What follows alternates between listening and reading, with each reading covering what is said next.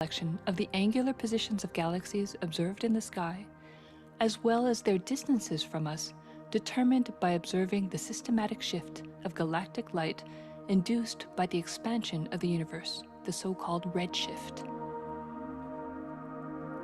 In this new map of our universe, the large dark patches are mostly regions obscured by the Milky Way that cannot be observed. During the last 20 years, through 4 exploratory phases, the Sloan Digital Sky Survey has created the most detailed 3-dimensional maps of the universe. To achieve this, it focused on different classes of galaxies: nearby galaxies, red galaxies, more distant star-forming galaxies, and superluminous distant active galaxies called quasars. The 4th and latest Sloan survey took place from 2014 till 2020.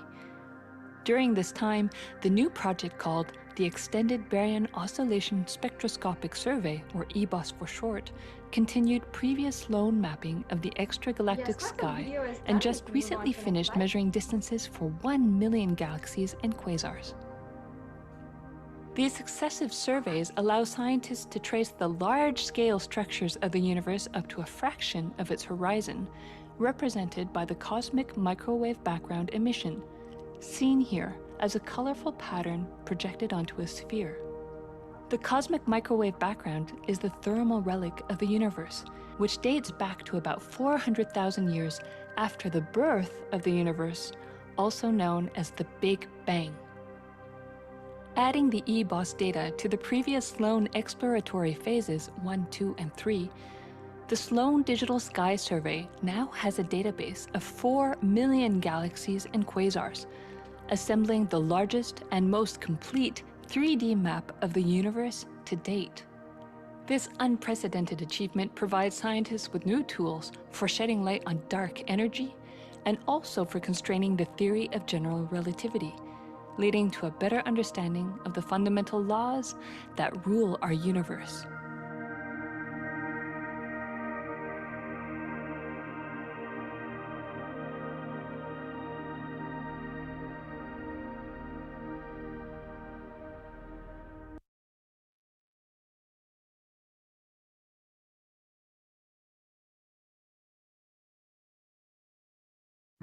Yes, so as this video elaborately explained, the universe is not just expanding, but its expansion is accelerated. The rate at which the universe is expanding exactly is accelerated more now than ever before in all known history. And we also have an article here from the National Geographic that says the universe seems to be expanding faster than all expectations. The next slide, please. And it's saying that the fresh evidence suggests that the universe is expanding faster today than it did in its infancy, a difference that had set off a search to understand what cosmic forces could be in play. If confirmed, the changing rate, which is 9% faster than it had been projected, would force us to reconsider a fundamental aspect of the whole cosmos.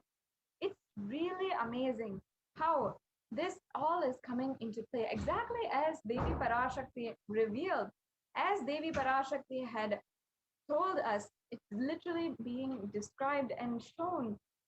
And we can understand from this that the science today, the media, and all the institutions even put together are not even able to understand what's going on here. What are the fundamental laws and forces and cosmic laws at play? What is going on, and why is the universe expanding?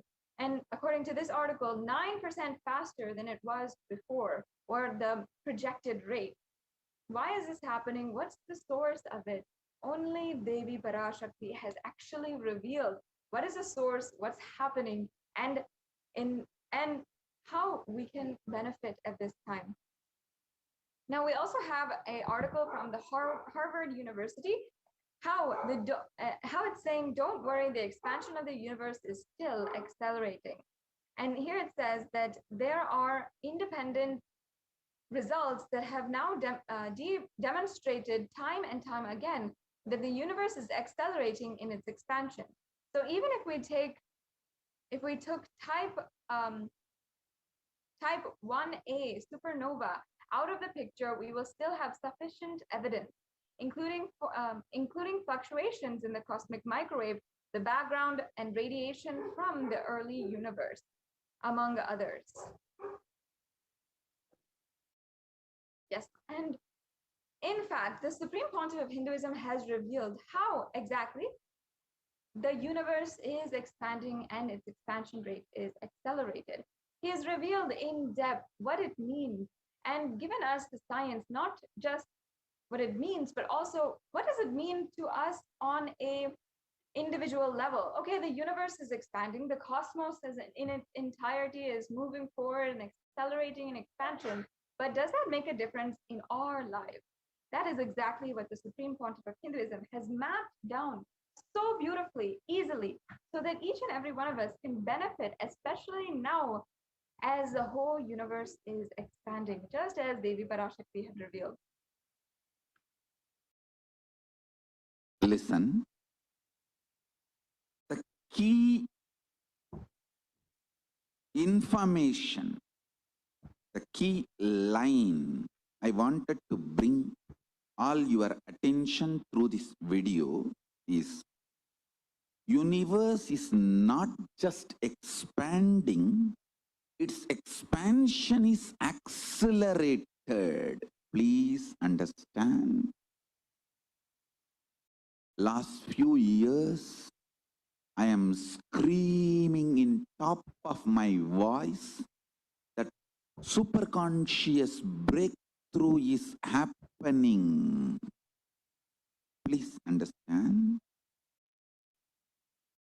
It is not only just the physics level, the universe expansion is accelerated. It's a dark energy, the dark matter, in that level, the unmanifest, in avyakta, unmanifest level itself, the expansion is accelerated intensely. Please understand.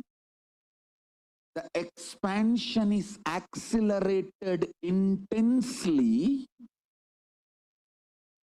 in the dark energy, in the dark matter, unmanifest, avyakta swarupa of Paramashiva. See, Paramashiva's manifest form only is this world which we are all enjoying, experiencing. There is an unmanifest form of Paramashiva, dark matter, what we call dark energy, dark matter. The triggering of expansion, not just expansion, acceleration of expansion is happening from that dark energy, dark matter. Because scientists are using the word dark energy, dark matter, I am using the same word. But if you ask me to give a right word, I will say Swatta Sutta Swayam Prakasa Jyoti. I will call it a superconscious energy, superconscious matter. See, because the human eyes can't cognize, human beings are calling it as a dark matter. But because human eyes can't cognize, but third eye can cognize, I am calling it as a Swayam Prakasa Jyoti. Jyoti, light, superconsciousness, is the word rishis, enlightened beings, will use. But unfortunately, scientists have their own limitation. With the two eyes, when you see something which is not seen, you call it as dark. With three eyes, when you see something and you know it cannot be seen by the two eyes, you call that as Jyoti. Sutta Swayam Prakasa Jyoti. Jyoti Mandala. what we show as Jyoti of Arunachala, what exists as unmanifest of Paramashiva, is one and the same. Please listen. This acceleration of expansion is from the unmanifest, avyakta sarira of Paramashiva, the unmanifest space of Paramashiva. From that, the acceleration of expansion is happening. Now, the superconscious breakthrough is imminent. It has to happen. It is happening. I have been sent to planet Earth to facilitate this only.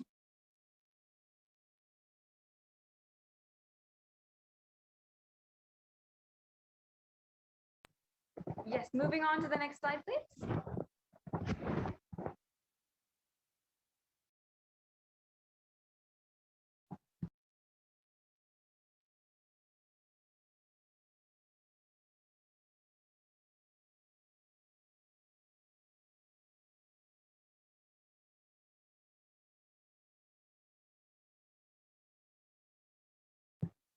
So as we do now, we'll now move on and understand how Devi PARASHAKTI has revealed about immunity. Request the NTV volunteer to share the on immunity. You can stop the share and resume back. Yes. So understand that Devi PARASHAKTI even revealed about how after a body has undergone COVID-19, has had the COVID in their body and has been a patient of the virus, then the whole immune system of the body is being compromised. And in so many different ways, we saw just after that how the whole world began recognizing exactly how the whole immune system is compromised after the human body has coronavirus. So now we'll just be understanding how what Devi PARASHAKTI revealed about the immunosuppression of COVID-19 on the body, the effects on the body, and how Devi PARASHAKTI had revealed that, and immediately after, just days after, the whole world started recognizing this in the media as well as by different institutions and different authorities. We saw across the board how in both places we have seen how this has happened. Yes. We can go on to the next slide, please.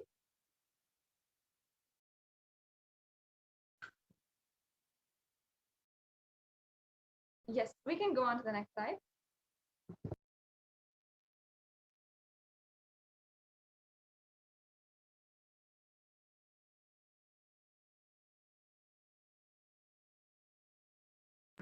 Yes, we'll watch this video. You will be able to sit in Padmasana like me. Eat the rice with a neem flower. This is the instruction for all the humanity. Neem flower and the rice will heal your body and remove all the pains, induce flexibility, samana and prana, detox your body and clear apana. Om. You will be able to sit in Padmasana. So actually, Devi says, you will be able to sit in Padmasana like me. Eat the rice with neem flower. This is the instruction for the whole humanity. Neem flower and rice will heal the body, remove all the pains, induce flexibility, samana and prana, and detox the body and clear apana. And actually, we have seen in different magazines and a lot of medical research how the neem flower has tremendous benefits on the human body. The neem tree offers several health benefits, all parts of this tree are useful and known for its medicinal use. The flowers, just as the leaves, have plenty of therapeutic benefits, which explains its many uses in Ayurvedic medicine since ages.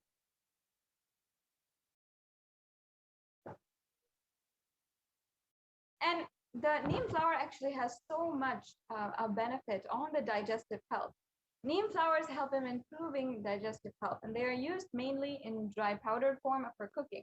It can be included in its fried, boiled, dried, or roasted forms in rice dishes and in sauces for therapeutic purposes.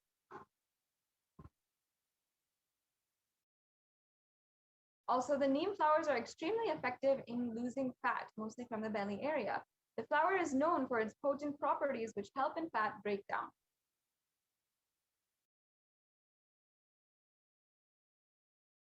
We've also seen how the dried flowers can be powdered and consumed every morning, mixed in a glass of warm water. It helps in cleansing the liver and removes unwanted toxins from the body. It is good for the liver as it acts as a purifier. And the dried neem flowers in their powdered form can be consumed every morning with a glass of water. It helps in blood detoxification and purifies the body internally. This means clearer and glowing complexion. Now, consuming neem flowers on a regular basis helps improve metabolism as well. It helps improve the blood circulation and is good for immunity and offers great positivity. Especially when toxins are cleaned out of the blood, we can visibly see how it affects our daily energy, our tiredness levels, our fatigue levels, and so much more.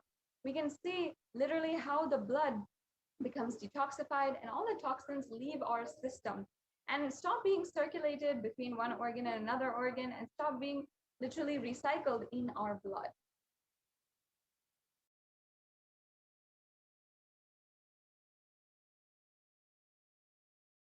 The next slide, please.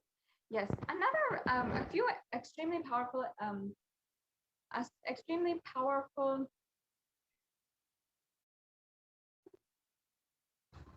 evidences have shown us how the neem flower and its properties actually have chemopreventive properties, as well as being able to reverse and attack the anti-mutagen cells, and also and it acts with a similar way of many cells in our immune system, and has a chemopreventive effect against carcinogenesis in mammary and liver cells. So in breast cancer formation and liver cancer formation, it is actually reducing the effects of and reducing the early stages of cancer in these organs.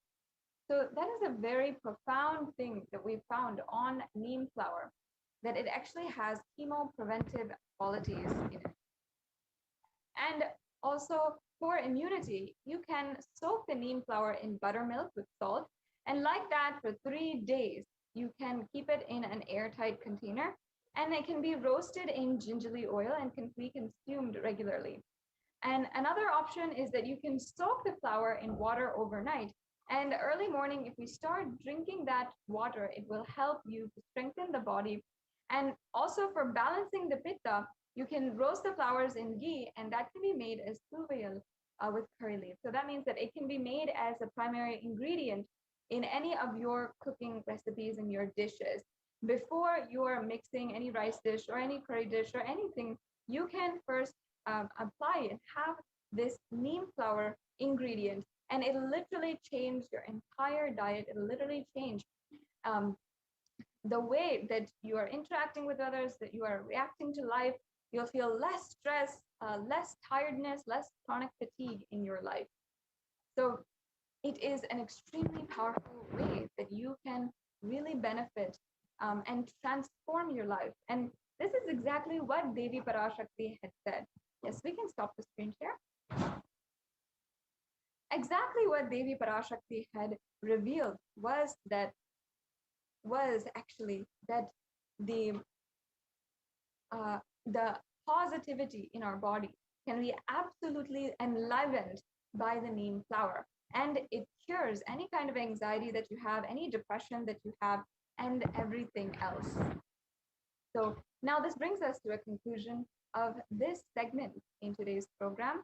We'll now be entering into the next segment where we will understand all the different offerings that are available for each and every one of you today. And through these offerings, you can manifest deep oneness in your life. So we'll be right back with you to begin this next segment after a quick break.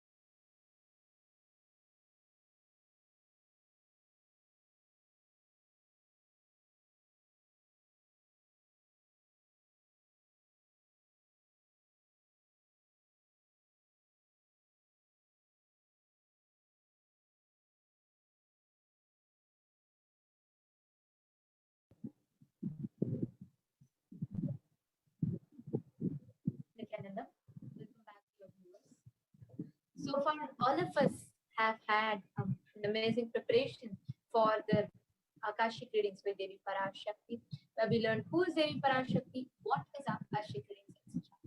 And now, what we are going to enter into is a very, very, very profound segment. Because when Devi PARASHAKTI comes in front of you, what is important is the receptivity that you have to be able to receive the energy that she showers and bestows upon you. But as human beings, for receiving something, we always open up ourselves only when we give. If you have observed, let's say how you have something, let's say you got your something that you're so excited about, but free of cost. Two, what you have spent so much money on. Just giving as an example, the attitude that you carry towards it itself will be very little.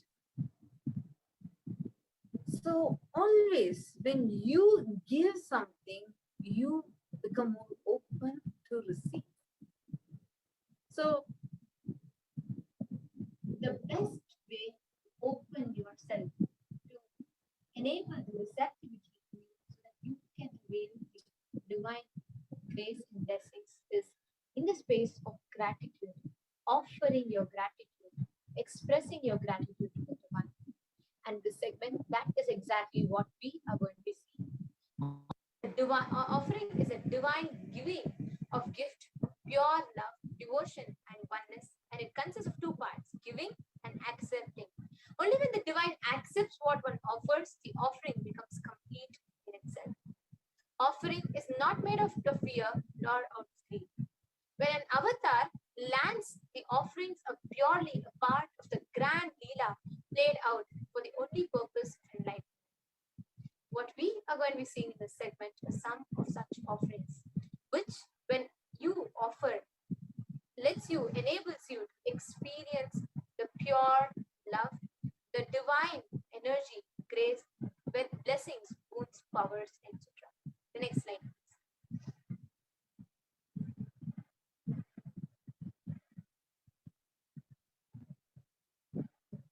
The next slide, please.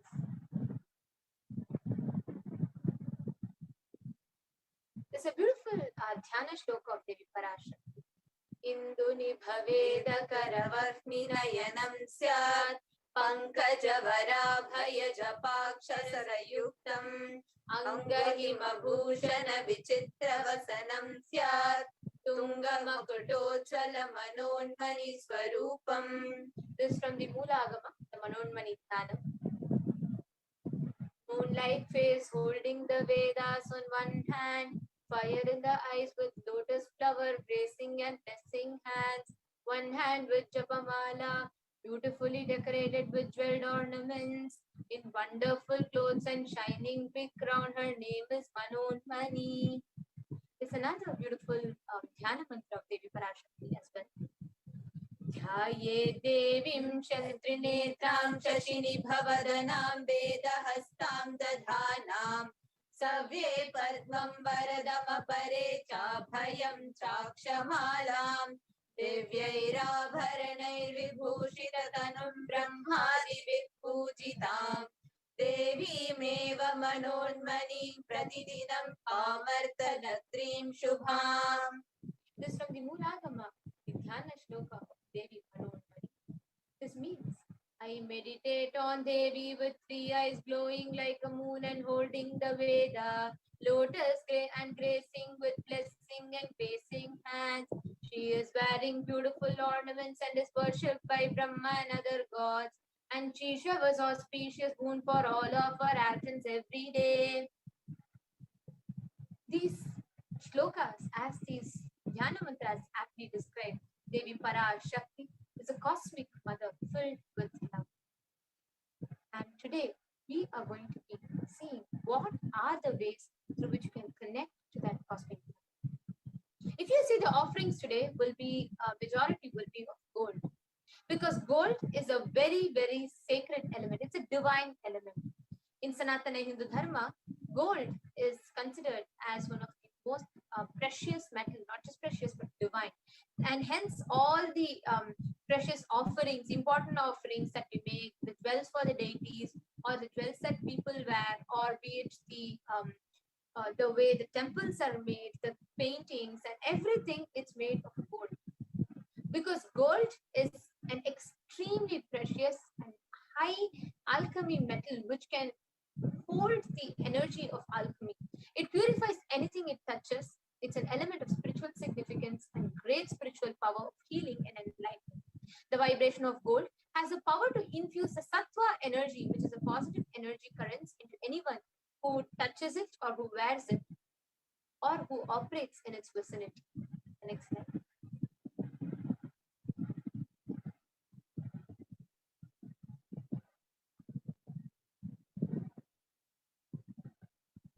The next slide, please.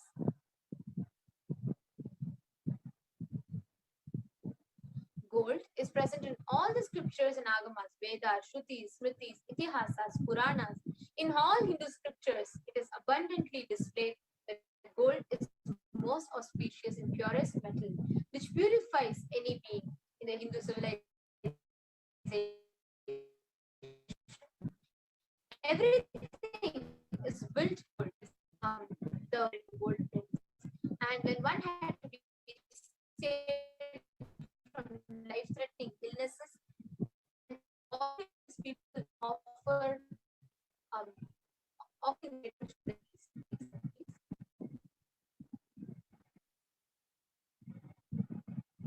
the next slide, please.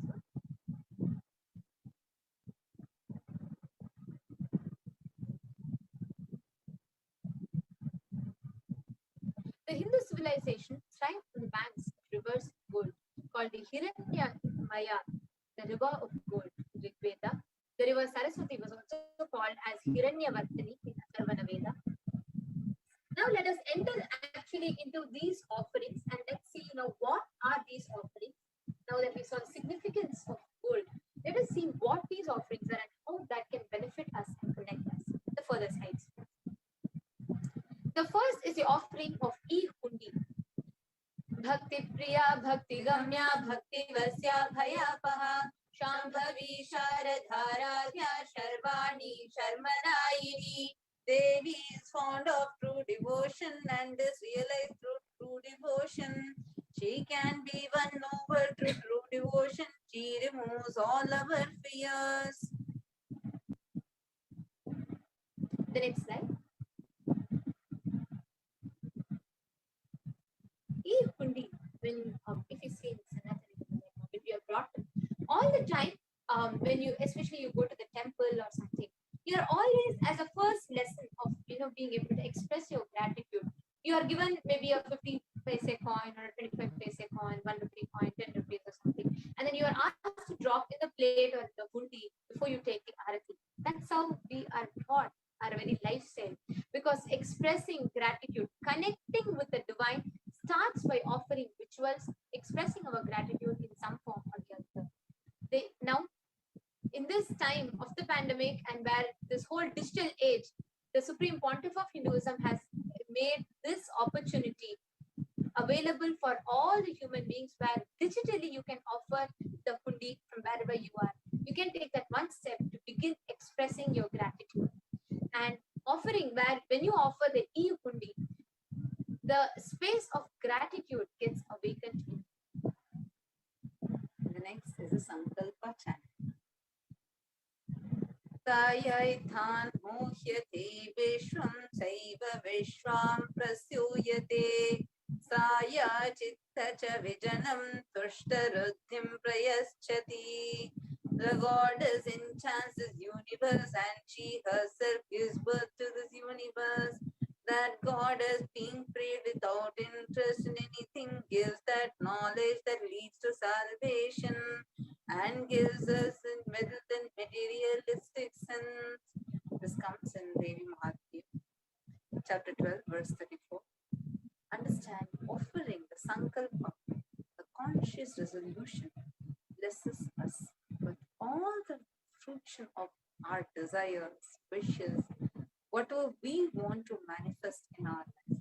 There's a very beautiful ritualistic offering where your name is chanted during the Sankalpa mantra, while the conscious resolution for the ritual is taken.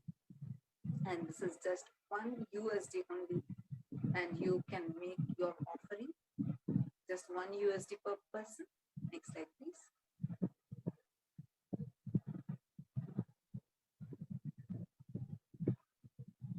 Next is Sahasranama Swarnakasa. Devi is extolled in Lalita Sahasranamas. Nama Parayana Prita, she who likes the repetition of her various names. Here, when it's said as names, it's not just the names, but her very dimension. When you say Shri Mata, she is the mother of the whole universe. Shri Maharagni, she is the empress of the entire universe. Every dimension that is extolled. Sahasranama is 1,000 names of Devi. PARASHAKTI. So in Lalita Sahasranama, this offering where PARASHAKTI, each and every dimension is offered And by that offering, you are cherishing and worshipping that dimensions. And those dimensions awaken inside you also. Next slide, please. So this is Sahasranama Swarna Pasa. Just 75 USD, 151 USD, and 251 USD. Next is Mukta Anguti, finger ring with the pearl. Muktahara lasat kirita ruchiram purnendu vaktra prabham Shinjannu purakinkini manidharam padma prabha bhasuram sarvabhishta bala pradam girisutam vani rama sevitam Meenakshi pranatosmi santatamaham karunyavaranidhim Meenakshi pranatosmi santatamaham karunyavaranidhim Meenakshi pranatosmi santatamaham karunyavaranidhim I bow to goddess Meenakshi, whose crown has garlands of pearls, and the face shining like a full moon, who wears anklets that are studded with gemstones, and has small bell, who is shining like the splendor of a lotus, who grants all the wishes, the daughter of the mountain, who is worshipped by goddess Vani and Rama, and I remain ever bowing down to you. I remain ever bowing down to the goddess Meenakshi, the ocean of compassion. Offer the Mukta Anguti, that finger ring with a pearl, to experience that ocean-like compassion of Devi PARASHAKTI.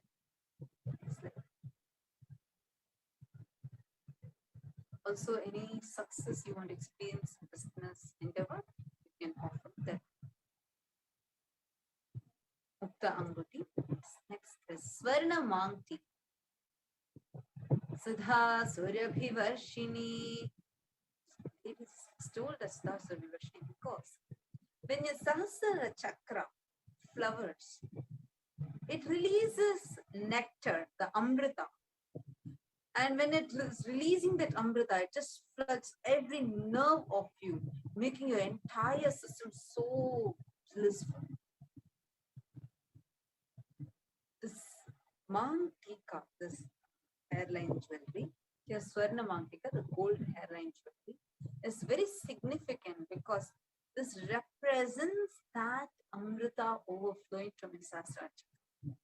So offer the Mantika to Devi PARASHAKTI and receive her blessings of achieving a blissful state of overflowing gratitude and the space of complete completion. Next slide. Pratyaksha Pada Puja. The Pratyaksha Pada Puja is a very, very, very profound and an extremely beautiful offering. There's a very beautiful line that comes in the Guru Ashtakam. It says, Shariram Surupam Tatava Kalatram Yasascharu Chitram Dhanam Merutulyam Manaschena Lagnam Gurorangri Padme Tatakim Tatakim Tatakim Tatakim. Bhagavan Adi Shankaracharya beautifully sings in this verse. He says, you can have a good form, handsome body and a very beautiful form, very beautiful wife, and then you can have like an extremely, good name and fame and extreme knowledge, wealth, power, wealth as stable and as much as Mount Meru. But of what use it is if you're not able to sit and experience the Guru? What use is this? What use? What use? Similarly, another scripture beautifully quotes, which says, Ananta samsara samudra para naukarikabhyam guru bhaktika. Means, and it says how the whole samsara sagara, all the pleasure, pain, joy, sorrow, everything, the only boat which can take you beyond all of this is Guru Bhakti. And then it says, Namo Namaha Shri Guru Padukabhyam. And the best way to experience that Guru Bhakti is by worshipping the lotus feet of the Guru. In Sanatana Hindu Dharma, Guru is a center, the backbone of the whole of Sanatana Hindu Dharma. even in the Guru-disciple relationship, offering your gratitude at the feet of the Guru forms the base of the worship, of the connection. Such highly revered and highly regarded is the Guru worship. And in that, Pratyaksha Pada Puja is one of the most profound ways. Just where there is costless joy, costless happiness, costless, reasonless gratitude. You just sit, you enjoy because you enjoy because he is there, you enjoy because of the very existence itself. Pratyaksha Pada Puja is a once in a lifetime experience for each and everyone who just experiences it, where you offer. For all of us, we are indeed blessed because our Guru, whom we have gotten as Guru, is Paramashiva himself, the human form. Just sitting at the feet of Paramashiva, offering your gratitude, your love, your devotion, just enjoying the presence of Swamiji is the Pratyaksha Pada Puja. So for anybody that wants to offer the Pratyaksha Pada Puja, please do not miss this, one of the best opportunities, the best experiences you can give for yourself in your life. So please make sure to offer the Pratyaksha Pada Puja. That too, the Guru Purnima is coming up, and each and every day there's so much of celebration that's happening around in Kailasa, and we have just a few days left. Do not miss. Go ahead and sign up for the Pratyaksha Pada Puja, and on the sacred day of Guru Purnima, the auspicious day, is the best where you can offer your gratitude to Guru itself on the day of Guru Purnima. So please go ahead and do register for the Pratyaksha Pada Puja. Do not miss this once in a lifetime experience. The next slide. The next is the offering of Vastra Seva. The Vastra Seva is offering of clothes to Devi Parashakti, where you connect to Devi, like how when your mother comes, right? Or when if Devi comes, what will you do to her? You will feed her with best food. You will, give her good rest, and you will give her, give her a very good. You will dress her up all the way you like. You give her the best things that you want to. A best way to experience that is offering the Vastra Seva, and the offering of the Vastra Seva enables the Yajaman to receive the blessings and grace of the Supreme Pontiff of Hinduism. Yes. Now we'll take you all through the list of the offerings that we have taken you all through so far. The first is the E-Hundi, second is the Sankalpa chanting, and the third is Devi Sahasranama Swarana Kasi. The fourth one is the Mukta Anguti, the finger, pearl finger ring. The fifth is the Swarana Padma Pushpam. The sixth is the Swarana Metti. Seventh is the Swarana Mang Tika. Eighth is Pratyaksha Pada Puja. And ninth is Vastra Seva. So for each and every one of you, you all can offer any of these and experience the benefits and fulfillment and all the benefits and blessings of offering the sevas. So we will now project the link for all of you to register. Please take a moment or two and open it. The next slide, please. Yes. We request everybody to take a moment or two and open it, and we'll be taking you all through a detailed walkthrough. Here there are two links, tiny.cc/Bhava Samadhi. And if you just want to register for the seva but you need help, register here.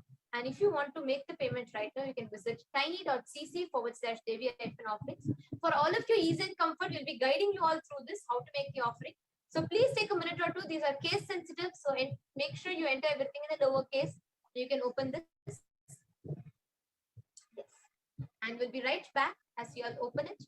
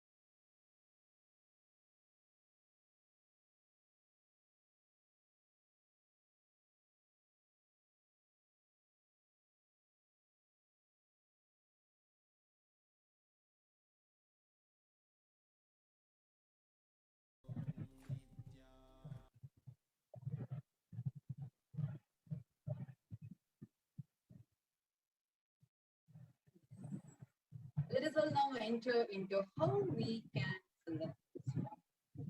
So go and open the form.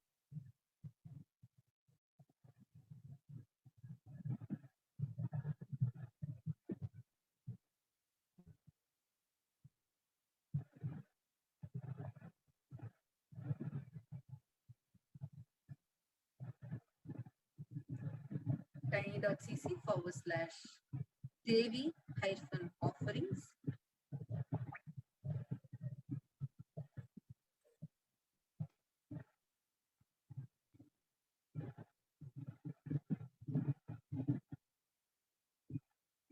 Requesting tiny.cc/Devi-offerings.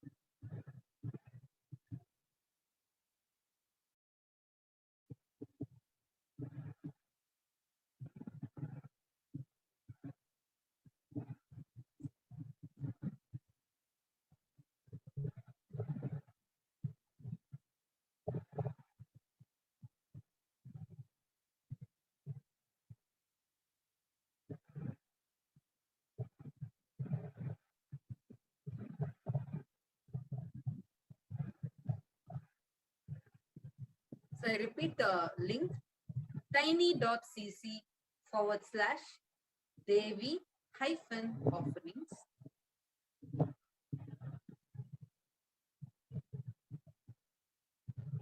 So now once you land there, you will see the PARASHAKTI Bhava Samadhi Darshan. So you will actually see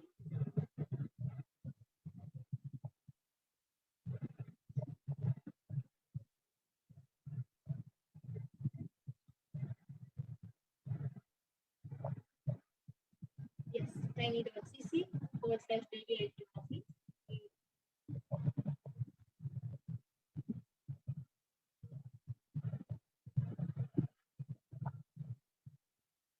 Yes.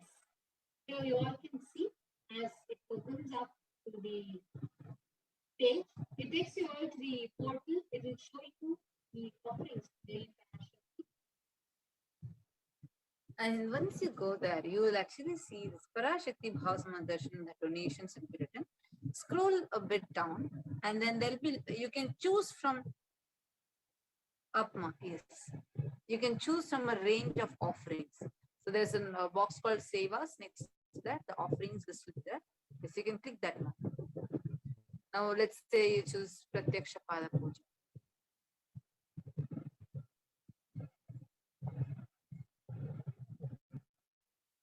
And then once you choose that, yes, you can just click it. You'll see the rate and you'll also see how much you want to offer. You can say the quantity and then click add to cart. And once you come to add to cart, scroll down and then, yes, proceed to checkout. You can click that button. And then you can scroll down and fill in all your details.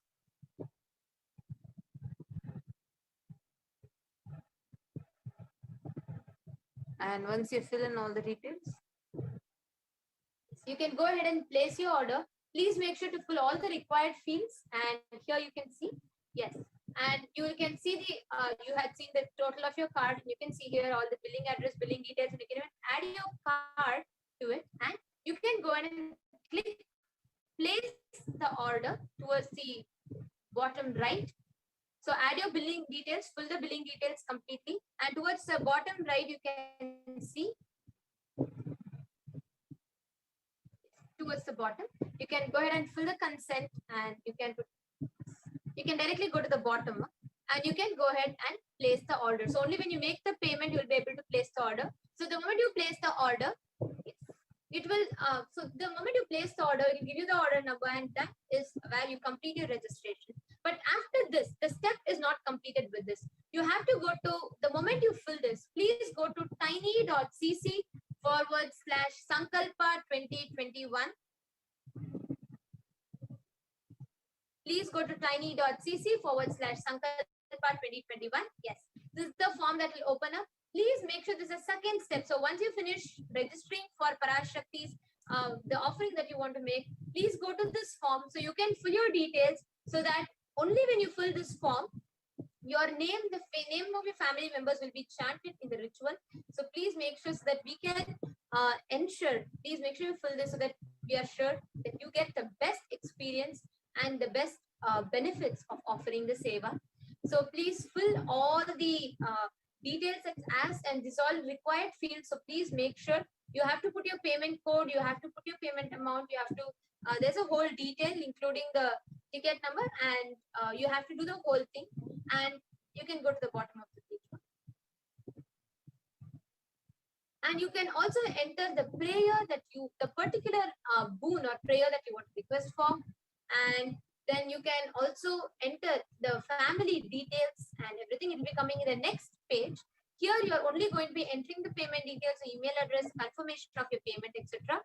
And immediately after that, you can all go ahead and click which darshan that you're offering for. Here it will be Pratyaksha. Yes, here you'll have to choose Devi Parashakti Akashic reading, because that's the offering that you're taking.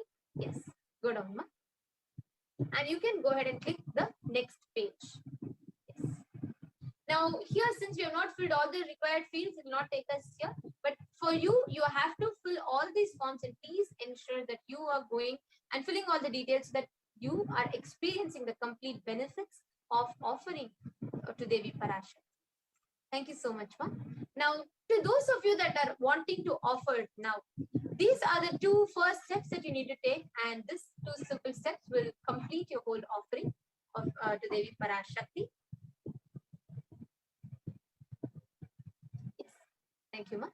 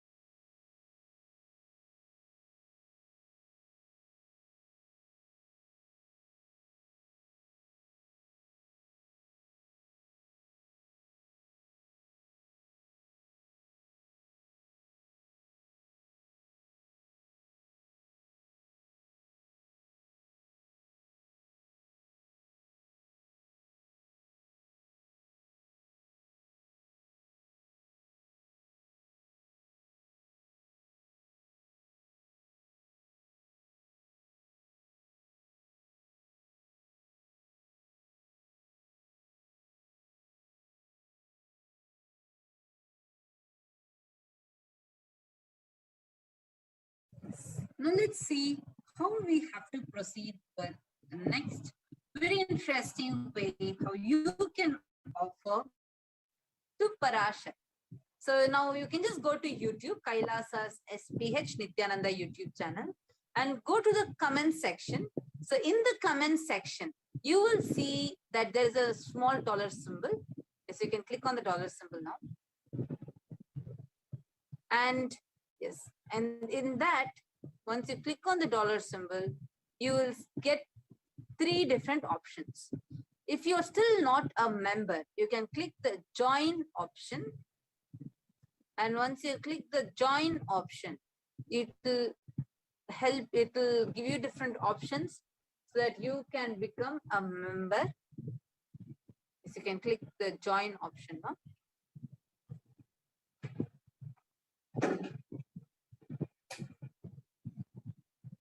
So, okay, so here is the super sticker option. Okay, super sticker option. This is a nice way through any sticker that you want. You can click that and you can make your offering. Okay, I think Ma like that sticker. So whichever sticker you want, just click it and then you will be led to offer. The next is super chat. So yes, you can click the super chat. Here you can choose how many are in your unit currency it will come. So you can choose whatever amount that you want to offer and click that. So here if you see, it can be 5 euros or 10 euros, 20, 100, any number of any amount. So you can click that and then you can click buy and send. Click buy and send. Okay, so next is, yes, you can, yes, you can just close it. Huh?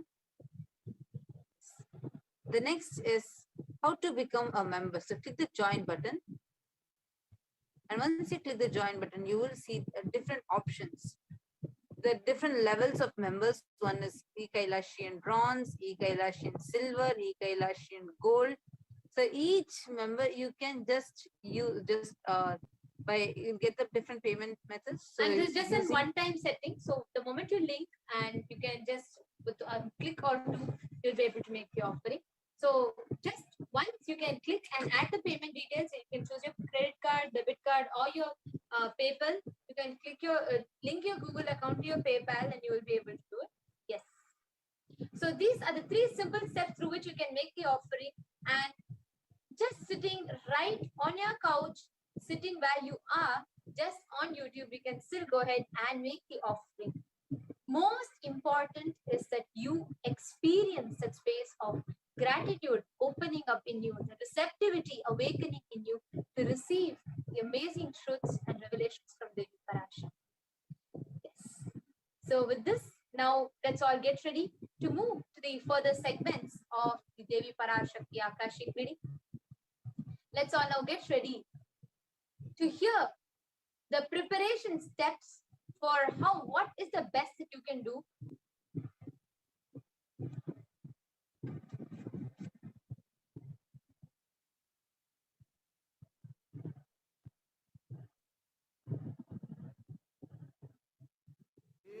spiritual sciences unique to Hinduism.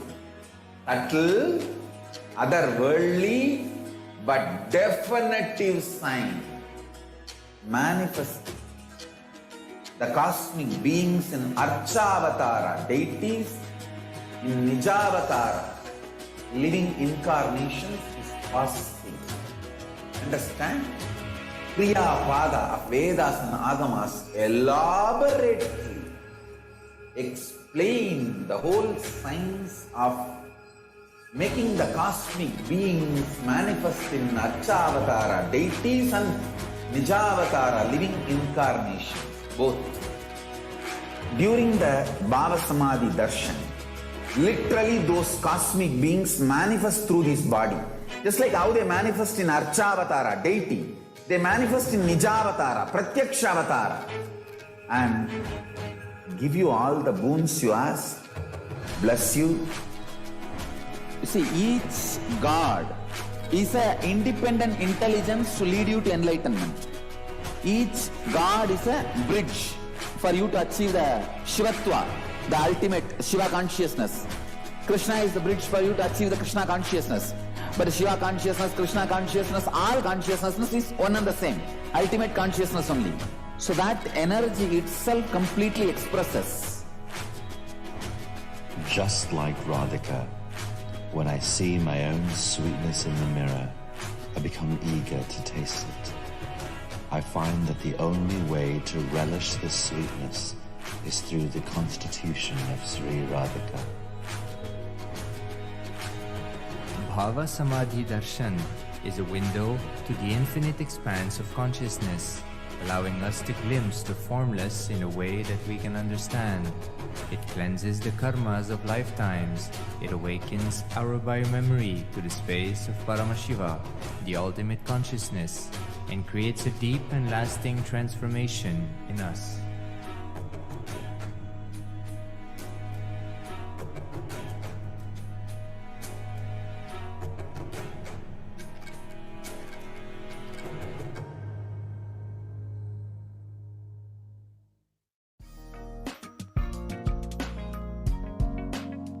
We get you health.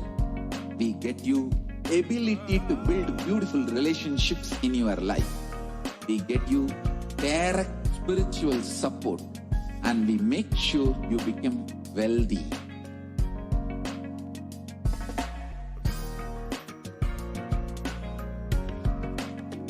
We won't stop giving you just good life. We will literally not stop till you live enlightened life. Manifesting the state of Paramashiva, space of Paramashiva, powers of Paramashiva, being of Paramashiva.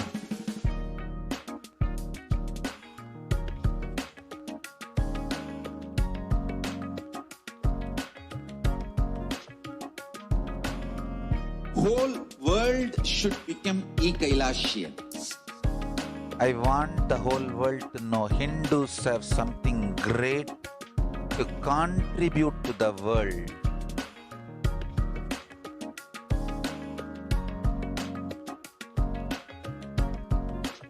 We have something great to contribute to the world. Let us do that.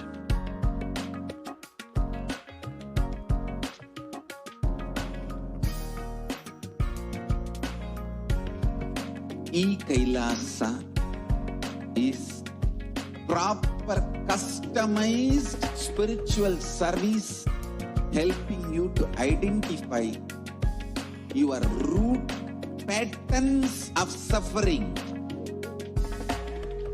We have perfected the science of helping every individual from every cultural, religious, nationality background.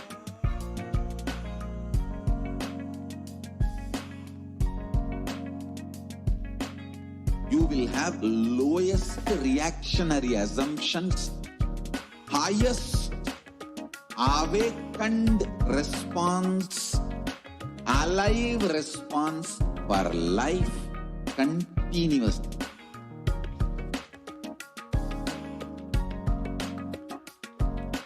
E-Kailasa is enlightenment ecosystem, literally enlightenment itself in your own home, wherever you are.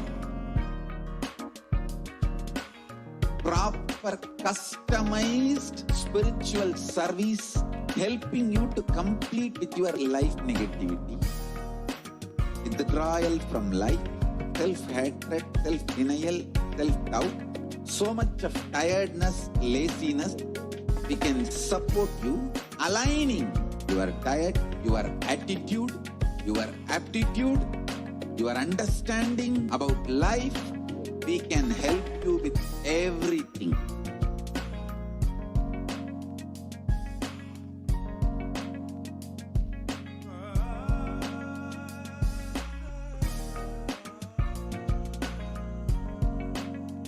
If you are interested in enlightenment, we will immediately bring this to you.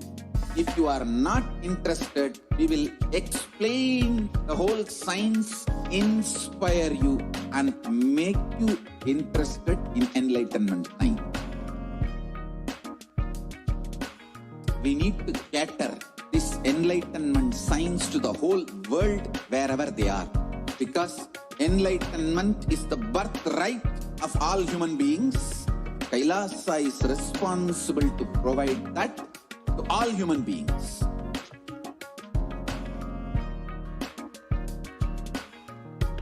Kailasa is the totality of the knowledge I received from my gurus and practice manifested in my life, perfected by teaching millions of people from all cultures, time zones, backgrounds, genders, nationality, race, from every creed.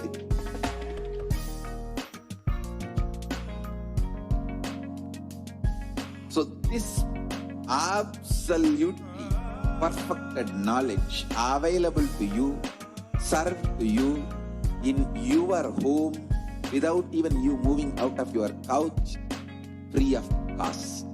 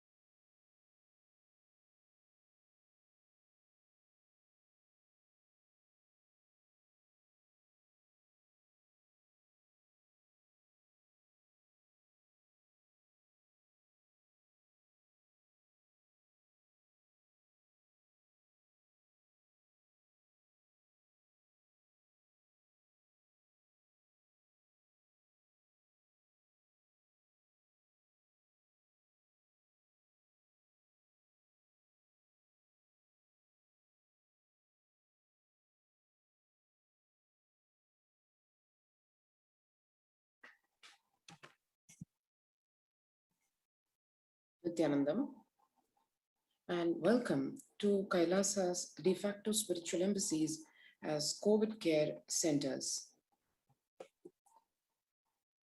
First, let us see why these COVID care centers today are necessary and what is the situation the world is facing today. The world as we see today, Human Rights Watch has reported that more than 1.5 billion students are out of school today. More than 91% of the world's students are out of school due to school closures in at least 188 countries. This is the situation the world is in because of the COVID-19 pandemic. 36.5% of US college students pointed to stress as the biggest reason why their academic performance suffered negatively for the past 12 months. In addition, 29.5% listed anxiety as a factor. For American middle schoolers, 61% of teens admitted feeling a lot of pressure to get good grades. Approximately 1.277 billion learners are currently affected due to school closures in response to the pandemic. According to UNICEF monitoring, 46 countries are currently implementing nationwide closures. 27 countries are implementing local closures, impacting about 72.9% of the world's student population. So one can see how practically the whole world is being forced to shut down schools all over. These numbers show more than 70% of the world's student population has been impacted by the corona pandemic. In a survey by the mental health charity Young Minds, which included 2,111 participants up to the age of 25 years with a mental illness history in the United Kingdom, 83% said that the pandemic had made their conditions worse. 26% said they were unable to access mental health support. Peer support groups and face-to-face services have been cancelled, and support by phone or online can be challenging for some young people. So one can see here a situation where students are not able to get education, schools are closed on the one hand. On the other hand, the people having mental health disorders, mental illnesses, who need mental health support are not able to access the same because healthcare is not available at the way it used to be before, and healthcare workers themselves have been impacted. The provision of healthcare has been impacted. The COVID-19 pandemic has disrupted or halted critical mental health services in 93% of the countries worldwide, while the demand for mental health is increasing, according to a new WHO survey. Naturally, in the wake of this COVID-19 pandemic, the amount of stress, anxiety, and depression that it has brought in its wake needs support, but just at the time when this mental health support is critically needed, it is not available. That is the situation the world is facing today. Recently, a study also found that 18% of individuals, including people with and without a past psychiatric diagnosis, who received a COVID-19 diagnosis, were later diagnosed with a mental health disorder such as anxiety or mood disorders. If one sees the statistics worldwide about how the world is impacted by this COVID-19 pandemic, we can see that not only the physical impact of this virus, but also on the mental health level, whether people after being infected by the coronavirus are not infected, but having the stress of being infected, of what their future is going to look like, and the insecurities about the future, the depressive disorder that is induced because of the insecurity of the future, all this combining and raising the mental healthcare issues worldwide. Surveys also found that substance abuse and suicidal ideation are particularly pronounced for young adults, and 25% of them are reporting that they started or increased substance use during the pandemic, compared to 13% of all adults, and 26% reporting serious thoughts of suicide. Reporting serious thoughts of suicide compared to 11% of all adults. Every year, over 1.2 million students drop out of high school in the United States alone. Now that's a student every 26 seconds. That's like 7,000 students drop out of school per day. About 25% of high school freshmen fail to graduate from high school on time. Now that is the situation the world is in today, where the COVID-19 pandemic has created an impact worldwide across various segments. And one critical segment that has been very badly impacted is the field of education, where people, students worldwide are not only facing school closures, but also a crisis in the form of increased mental health disorders, from stress, anxiety, depression, all these contributing, worsening to the worsening situation and having the ripple effects of the physical coronavirus impact, and the whole world practically reeling under the effects of this. In the face of this, let us see what contributions have been and are being done by Kailasa's Department of Education.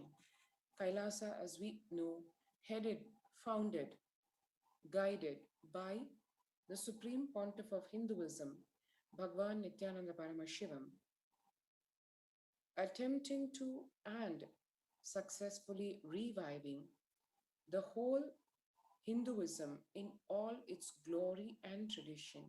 And in Hinduism, as we all heard in the satsang a few hours back, Bhagwan revealed in dire detail what the world is facing, what Hinduism is facing, the loss because of losing the Hindu system of education, the Gurukul system of education, which is less of an education and more of a transmission and the power of initiation. Let us see what the Gurukul system of education involves. And before we get into that, let us take a few minutes to register ourselves for the COVID Care Protection Center, which have been enabled in practically all of the de facto spiritual embassies of Kailasa across India. So to register, all you need to do is go to this link and sign up. https://kailasa.org/Kailasa-care.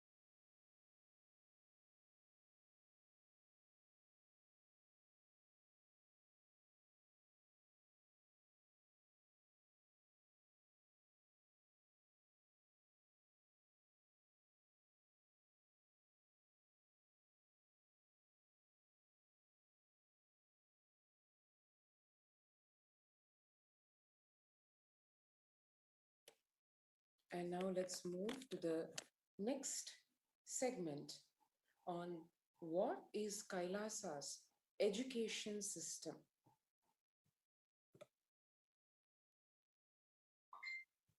The Supreme Pontiff of Hinduism, Bhagwan Nityananda Paramashivam, says, the whole Gurukul, real Hindu Gurukul, Hindu University atmosphere I had in Tiruvannamalai in 1970s is what I am trying to reproduce all over the world through the Nityananda Gurukul and the online e-Gurukul. Gurukul is a place where celebration begins with right words in the blossoming minds, creating a gateway of possibilities, creating an enlightened civilization with yogic body and Vedic mind. The Nityananda Gurukul is a mystical Vedic school established by the Supreme Pontiff of Hinduism. Here, students live their highest potential and manifest various spiritual powers. The Gurukul functions according to the Supreme Pontiff of Hinduism's vision that education is for life, but life itself is not for education. The Gurukul brings to the world the right kind of education that empowers us.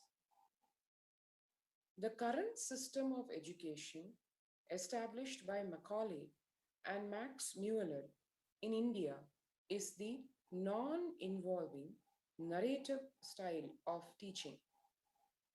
The original Indian education system was not about continuously giving words, ideas, concepts, theories, or theologies.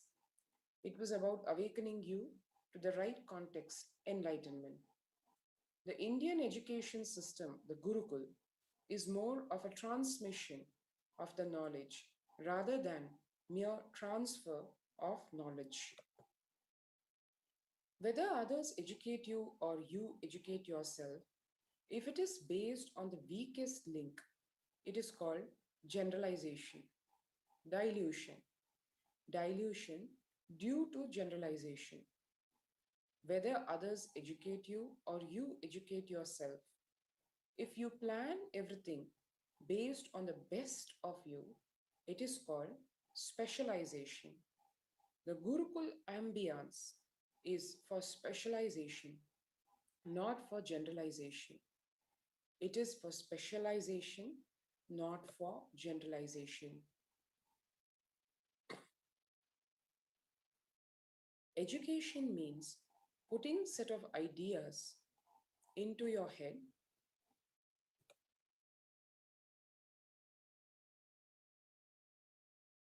and forcing you to conform to it, pressurizing you to memorize it, forcibly making you vomit it. In Gurukul, there is no education. There is only initiations. Initiation means empowering you with powers and letting you play with it, letting you manifest, specialize, letting you manifest your specialization, letting you grow, glow.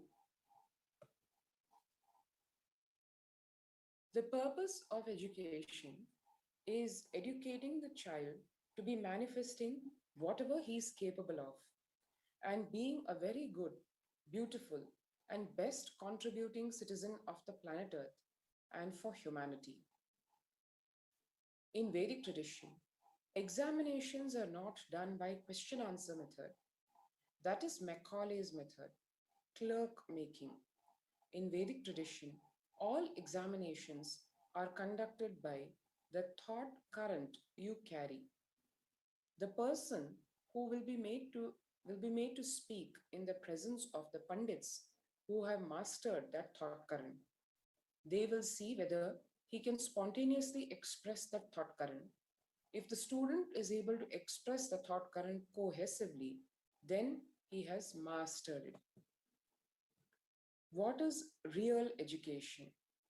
If we are teaching the science of completion to our kids, we should be able to guarantee you can't even get one lie out of our Gurukul kids. That is what is education. Education is making you master a thought current, which becomes their lifestyle, which becomes their cognition style, which becomes their very being. For hours, you cannot speak on a subject unless it has become your thought current, the way you cognize. Change of thought current, transformation of thought current is the success of education. Each Upanishad adds a thought current to you. Transformation of thought current is success.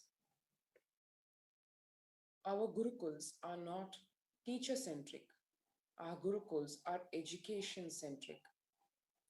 Our Gurukuls are not teacher-centric. Our Gurukuls are education-centric. Student can develop, invent something which his Guru does not know. He has a freedom. Please understand, only the basic formulas are taught. Basic tools to awaken knowledge is taught. Then student is left free to explore on his own.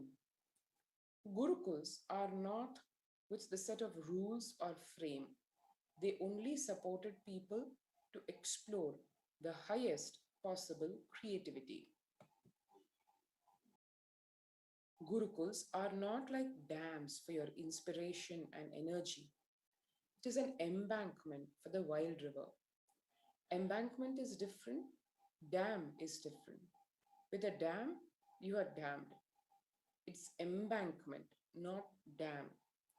That is why many of the Advaita Guru's disciples were Vishishta Advaitas or Advaitis, or many of the Vishishta Advaiti Gurus' disciples were Advaitis.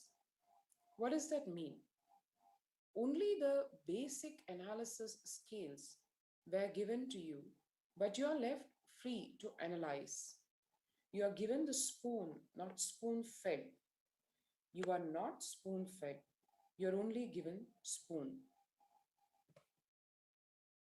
The freedom itself shows, otherwise you will be shocked. Ramanuja's guru was a great Advaiti. Being Advaiti, Ramanuja was even able to think in the language of Vishishta Advaita, shows the freedom available in Gurukul.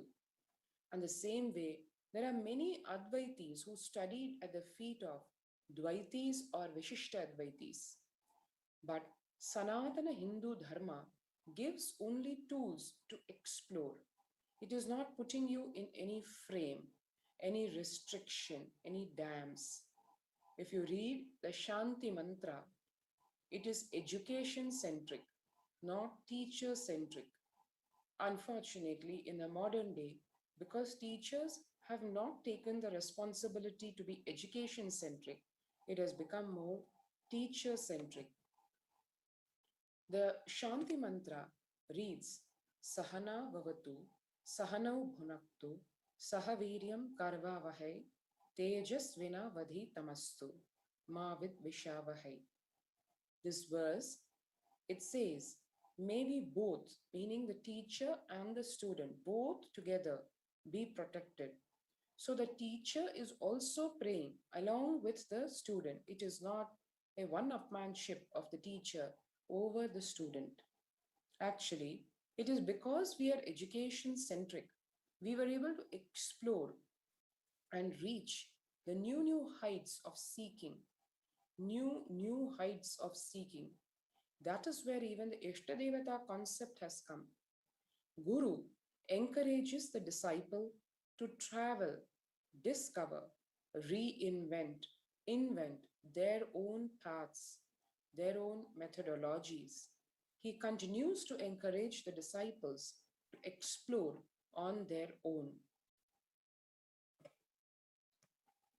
Just being available as a good support guide, not being heavy on them.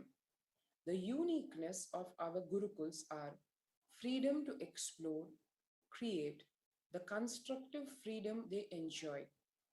With the principles of completion, the four tattvas of integrity, authenticity, responsibility, and enriching, as well as the truths of ahimsa or non-violence and abhayam sarva bhutebhyo, meaning I give this boon of abhaya, this literally fearlessness to one and all, to every being in this cosmos. Because one is established in the vow of ahimsa, in the fundamental truth of ahimsa or non-violence. With this only, the Balasans of the Nityananda Gurukul have played with these powerful cognitions and thought currents and have physically demonstrated the power of these truths by providing security to the rose plants in the garden of the Nityananda Gurukul, resulting in the rose plants dropping their thorns. Yes, that is, the rose plants actually drop their thorns, something which nature provides as natural protection itself. The plant dropped because of the tremendous amount of security that was provided by the feeling of oneness and the feeling of ahimsa and abhayam sarva bhutebhyo that was imparted as a teaching to the students, and which they radiated while literally nurturing, caring for, and bringing up these rose plants, which reciprocated by dropping something which is a natural defense provided by nature, which is the thorns itself. To know a little bit more about the fundamentals of the Indian Gurukul and the future of education, let us watch this video a satsang excerpt by the Supreme Pontiff of Hinduism, Bhagwan Nityananda Paramashivam.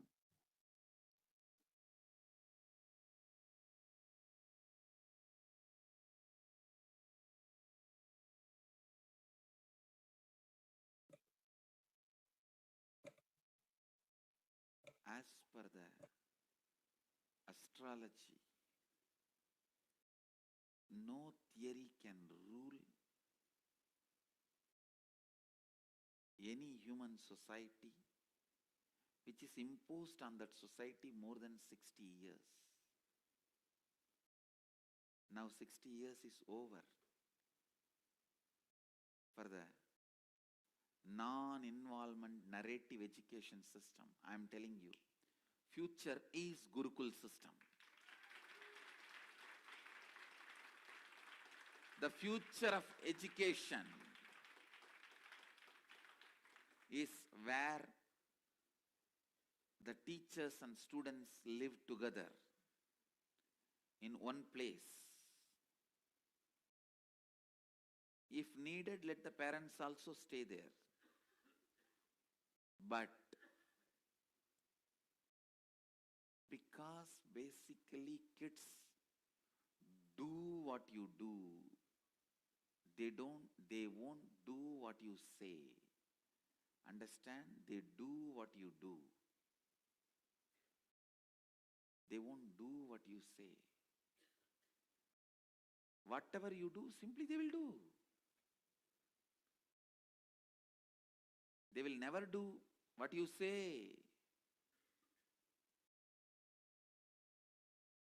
Most of the time, they don't care for what you say. The future of the Indian education system, I can say, the future of any intelligent education system will be Gurukul system. I am not talking out of pride or arrogance. I am talking seeing the future. I am telling you, I will be leading this revival in the education system through our Gurukul system.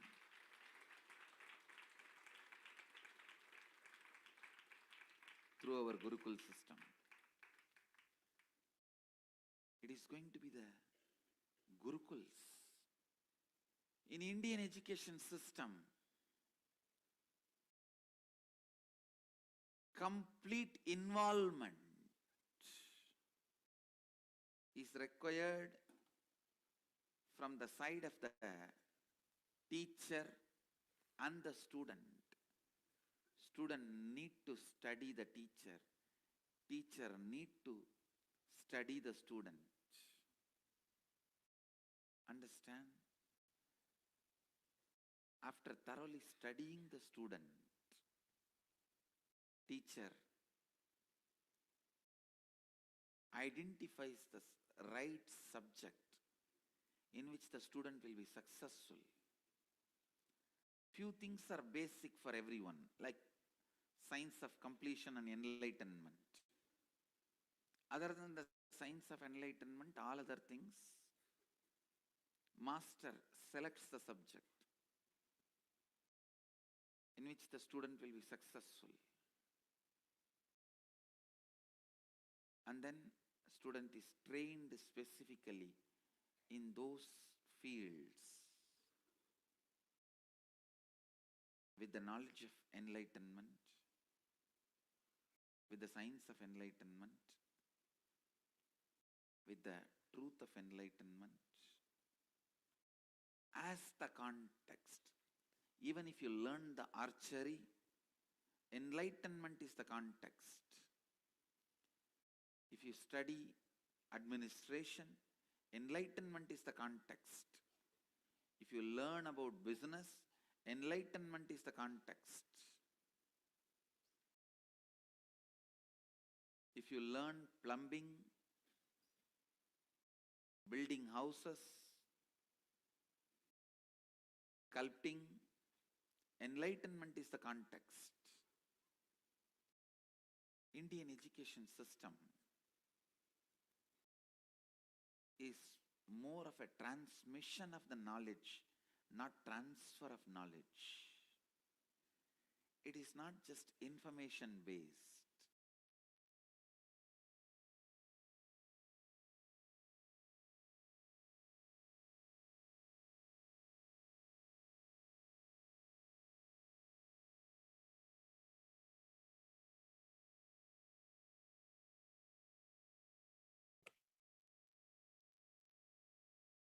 And that was a glimpse, an excerpt of what the Indian education system is all about.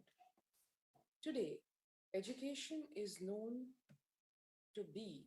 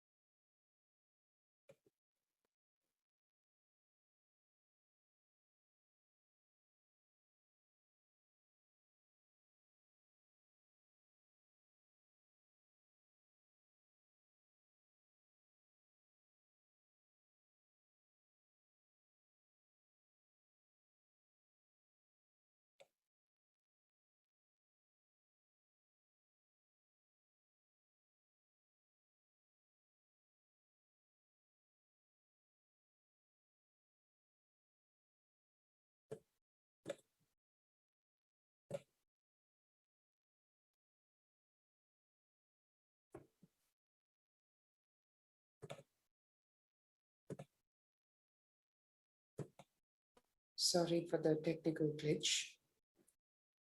Today, education is known to be the key factor to enable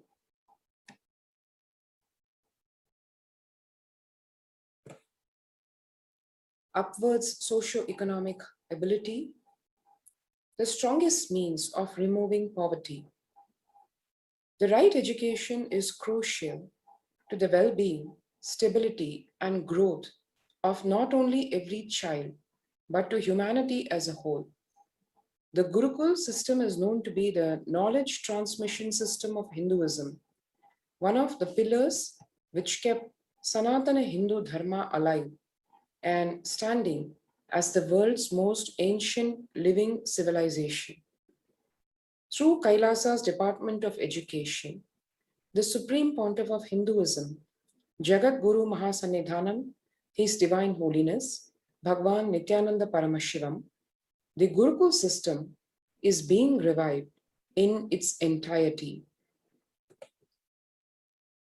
Gurukul literally means living in the Gurukul, the Guru's home. The Gurukul system is rooted on the Guru Shishya Sampradaya, or the living lineage of the Guru-disciple relationship. After decades of study on the physical, chemical, biological uniqueness of meditative states and enlightened beings, it has been found that in a normal waking state alone, their brain waves show that they are in a complete meditative state despite being fully active and engaged. In the world of athletics, this state is known as being in the zone, a glimpse into the peak of focus, cognitive function, attention, and coordination, to name a few. Rather than a glimpse, enlightened beings casually walk, talk, and engage with life, settled in this peak. Recent studies have also found that we imbibe the body language, behaviors, and patterns of those in our environment, not just on the behavioral level, but to the depths of the neurological layer. This is also known as the mirror neuron effect. In this way, there is no better teacher than the enlightened Guru, who, as per modern science, exists at as the superconscious, biological, reproducible anomaly. However, through centuries of Mughal invasions, colonialism, and continued persecution against Hinduism and Hindu tradition, the science of knowledge transmission has been diminishing at an unprecedented rate. After careful study of the colonialism era, it was found that the Gurukul system was standing as the backbone and stability of the Hindu civilization. This is one of the primary findings that colonial rulers had, which marked the most pathetic way of cunningly destroying the Gurukul system, because they understood the impact that their education system had and the way it fundamentally, very naturally produces leaders. And the Macaulay system of education was then imposed in India after this revelation, knowing the strengths, literally deciphering the strengths, the very core of the Gurukul system of education, and then systematically destroying it inch by inch, pillar by pillar, literally bone by bone. It was destroyed brutally to ensure that that system of education which produces leaders is just eliminated from the whole of India. And that allowed the further destructions also to see historically the destructions that have been caused by the invaders, the barbaric invaders of the Vedic civilization. What they left behind was 13,000 universities across Bharat, 2 lakh Gurukuls destroyed in just the states of Bengal and Bihar alone. With the systematic destruction of Hindu universities and Gurukuls, also went more than 80% of Hinduism's indigenous knowledge. To hear Thomas Macaulay in 1836, after deciphering the strength of the Vedic Hindu system of education, what he says, our English schools are flourishing wonderfully. The effect of this education on the Hindus is prodigious. No Hindu who has received an English education ever continues to be sincerely attached to his religion. The Hindu religion is so extravagantly absurd that it is impossible to teach a boy astronomy, geography, natural history without completely destroying the hold which that religion has on his mind. It is my firm belief that if our plans of education are followed up, there will not be a single idolater among the respectable classes in Bengal 30 years hence. And this will be effected without any efforts to proselytize, without the smallest interference with religious liberty, merely by the natural operation of knowledge and reflection. I heartily rejoice in this prospect. Contrast that with what is happening today in Kailasa's Nityananda Gurukul, where it heralds and is leading the fundamental change of the education, the grand revival of Hinduism's Gurukul and universities. That is the historic day of 2nd October 2006, when the Nityananda Gurukul was inaugurated first officially in Adi Kailasa Sarvajna Peetham.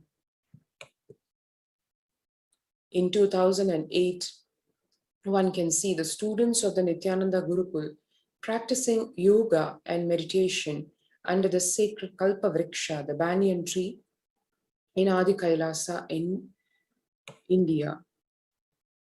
And the statistics of the Nityananda Gurukul Balasans speak volumes about the success of the fundamental nature of the Gurukul system of education. 50% of Gurukul Balasans study 1 to 3 years ahead of their age group, scoring in the top 10 to 20% of Mensa, as one knows, one of the top quizzes which evaluates one's fundamental intelligence and intelligence quotient. And here they scored in the top 10 to 20% of Mensa at the age of 14. Irrespective of the student, it was across the board, this performance, and that goes to show how the Gurukul system of education awakens the full brain, as the Supreme Pontiff of Hinduism has explained time and again, is the basis of the Hindu system of education. The Gurukul Balasans here, you can see learning the standard academics along with the native, the indigenous Hindu scriptures. The Balasans practicing Shivastamba Yoga under the guidance of the trained Shivastamba Yoga Acharyas or teachers. In 2018, this Gurukul Balasan demonstrating the ability to perform the Kundalini Rajyu Yoga even through blindfold. That is a traditional rope yoga, along with the blindfold being enabled by the awakening of the third eye power. So the student is able to do these yogic fiats along with the power awakened, the Kundalini energy awakened because of the third eye awakening. Here one can see the glimpses, the really cherishable moments when the students of the Nityananda Gurukul are directly being trained by the Supreme Pontiff of Hinduism in the field of archery. So here one can see the Balasant personally being taught the once lost science of Dhanurvidya or archery in Adi Kailas Sarvajñapitham in the Nityananda Gurukul. And 30% of the Gurukul Balasans demonstrate visibly the capacity to spontaneously play instruments without formal training. This is something that comes very naturally because, as one knows, in the Gurukul system of education, it is not transfer of knowledge, it is transmission. So literally the students, because of the awakened whole brain, they are able to pick up across the board, including playing musical instruments without being taught the way today we learn music. Instead, they are just able to download or pick it up. And the Gurukul Balasans living the life of Agama Shastra. Agamic Shastras are one of the fundamental source scriptures of Hinduism, revealing the why and the how for the lifestyle, practices, solutions, and standards. On 5th October 2018, one can see here the Balasans of the Nityananda Gurukul demonstrating the ability to read blindfolded through the initiation of the Guru, whereby the Guru awakens the non-mechanical parts of the brain. Hundreds of Balasans and peacekeepers of Kailasa express powers such as, but not limited to, reading through the third eye or the Anya Chakra. 11th October 2015, the Gurukul Balasans participating in the Vakyartha Sadas in Adi Kailasa Sarvajñapitham. Vakyartha Sadas is a highly engaging exercise of internalizing the highest truths. And this literally is actually the think tank of Hinduism in live discussion, where each Balasan, after internalizing the highest truths as revealed by the Supreme Pontiff of Hinduism, almost verbalizes. It's almost like a debate, an intellectual debate, but not from the space of trying to prove one's point over the other, not from a space of violence, but from a space of pure sharing after internalizing. That is what Vakyartha Sadas is all about, and it forms a very fundamental component of growing up in the Gurukul. 11th March 2017, the seeds of the training sown by the Vakyartha Sadas in their formative years flowers very quickly as the Bhalasans of the Nityananda Raja Gurukul take on the dais, the public dais, where they are able to address the Kailasian delegates. One can see here the Balasans addressing the Kailasian delegates in Tiruvannamalai in India, and the Raja Gurukul being the traditional Hindu finishing school training for leaders graduating from the Gurukul. 20th May 2018, the Balasans of the Nityananda Raja Gurukul, after successfully hosting the worldwide webinar on the highlights and science of the Nityananda Gurukul in Adi Kailasa Sarvajna Peetham, and what impact the Gurukul has, one can see statistically also, where it shows whole brain learning, stress-free living, zero teen violence or aggression, quantum memory activation, recalling verbatim after a single hearing, which is called the power of Ekasantagrahi. You listen just once and you're able to repeat it verbatim. That is what is Ekasantagrahi, which is a very natural accomplishment at the Nityananda Gurukul. And now coming to Kailasa's Nityananda Hindu University, the world's largest Hindu university established around the globe, having 450 campuses over 150 countries, available to the public from 2003 onwards.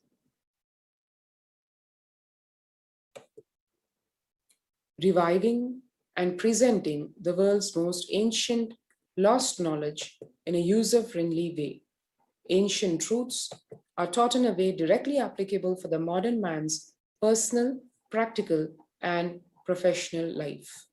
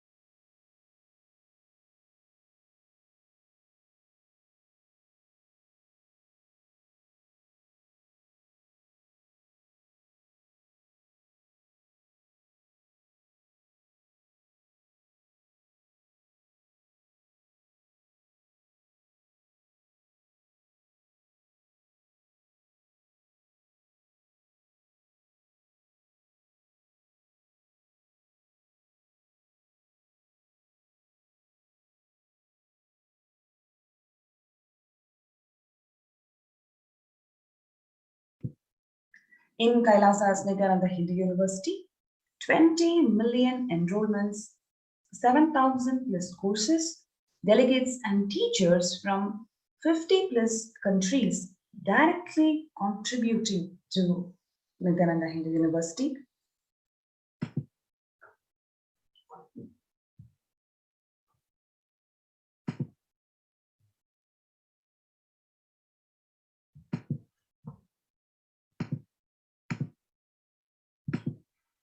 Now, let us watch this video where the Supreme Pontiff of Hinduism, Jagadguru Mahasannidhanam, His Divine Holiness Swamiji, is revealing the science of Nityananda Raja Vidya Gurukul and its significance.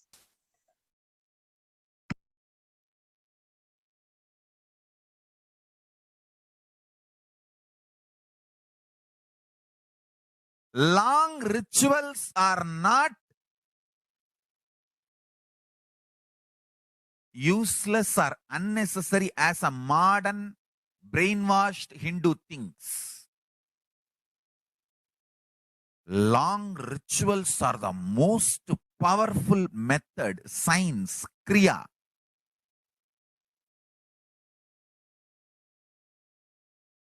to awaken all the life energies.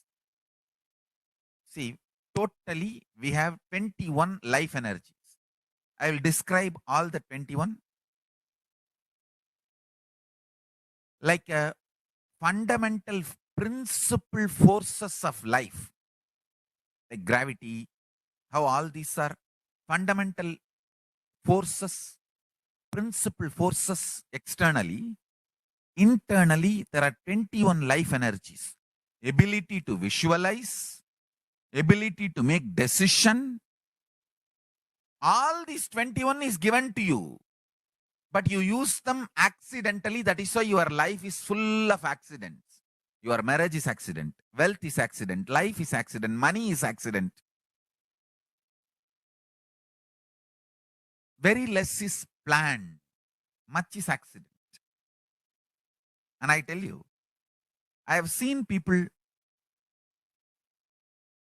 become thieves by not knowing the power of their life energy. I tell you, thief is the cheapest way to exist. I tell you. Because you do not know you own trillions. That is why you steal millions. If you know you own trillions, why will you steal?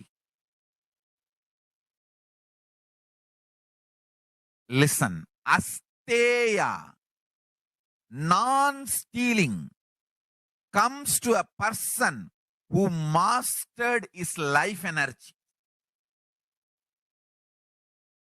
Each of my Gurukul kid is $1 trillion economy. I tell you. Each of my Gurukul kid, the powers they can manifest. Understand, Gurukul is not a joke. It is a powerful science. Especially, see, normally, one child plus one child is a two child. But in the Gurukul ecosystem, one child plus one child is 11. 1, 1. Not 1 plus 1. 1, 1, 1, 1, 1.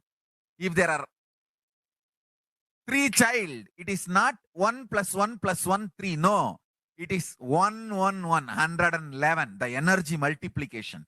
Because the ecosystem, understand, that is why Gurukul has to be with the ecosystem.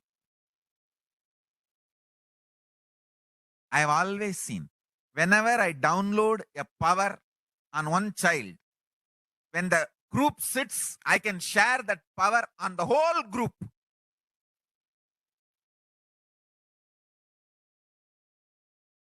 Because when team of kids or balasans or sannyasis or brahmacharis, when they sit as one team, it is very easy for me to just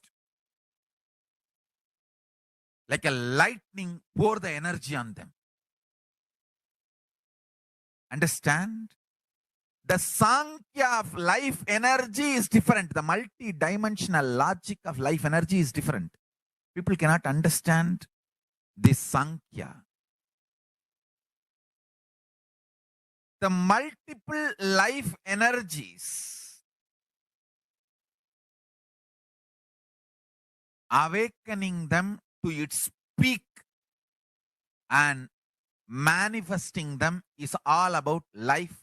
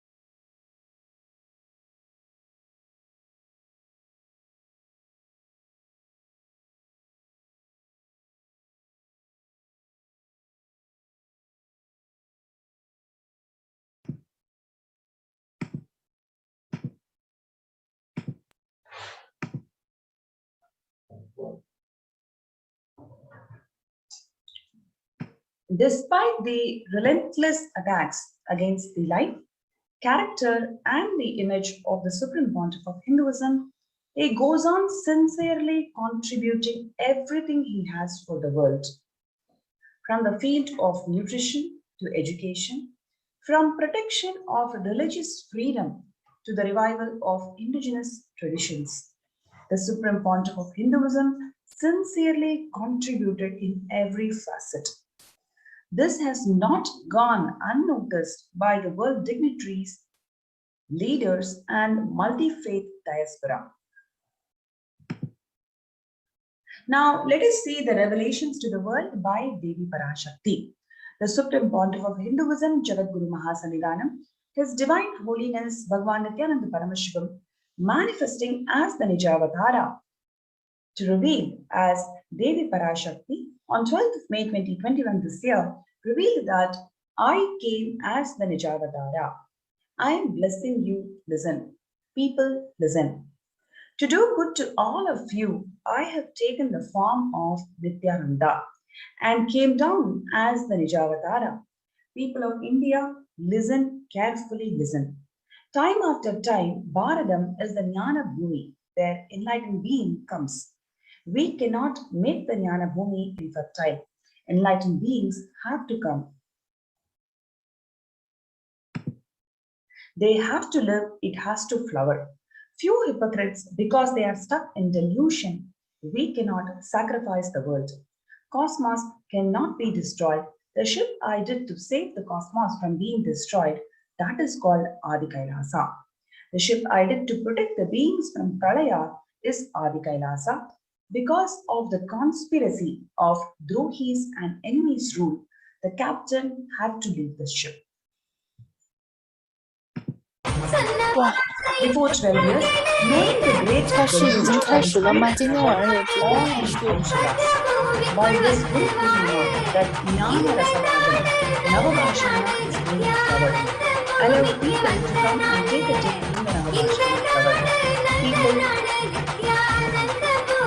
Whoever comes and dips in Vaidya Sarovar, they will not have death. They will not have corona. Crores and crores of people will come in line. Every day they come in line and will take the dip in Anandalingam. Listen well to my words. For India, as protection, the Nityananda Navapashana Lingam in Vaidya Sarovar. Go to Adi Kailasa.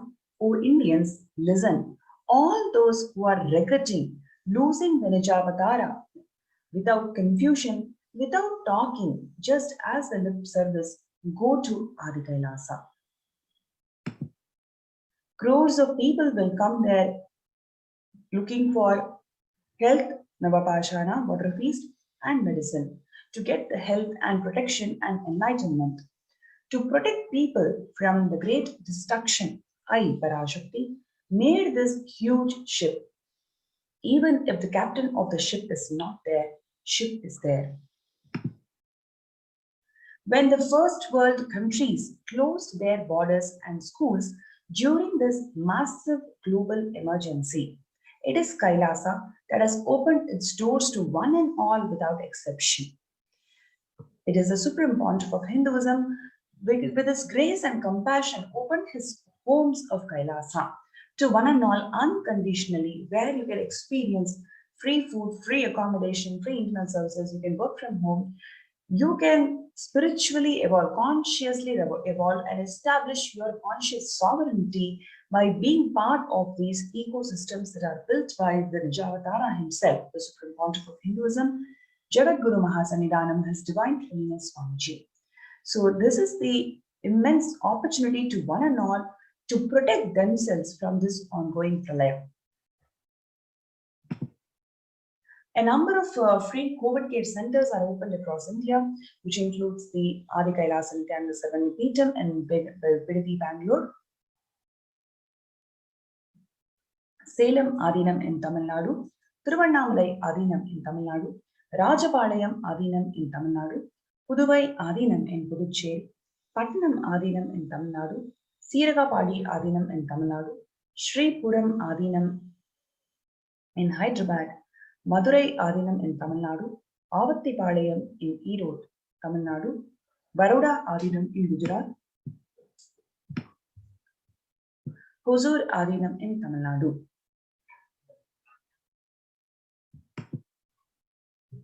So what we are seeing is the immense compassion that the Supreme Pontiff of Hinduism, Jagadguru Mahasannidhanam, His Divine Holiness Swamiji is having on the humanity by opening his doors of Kailasa to one and all unconditionally for them to feel protected in this ongoing pandemic. In today's segment, we saw the impact of COVID on children, how much the children are suffering because of the lack of education, the amount of anxiety and mental disorders that the children go through because of this ongoing pandemic. What are the measures that we are taking as Kailasa?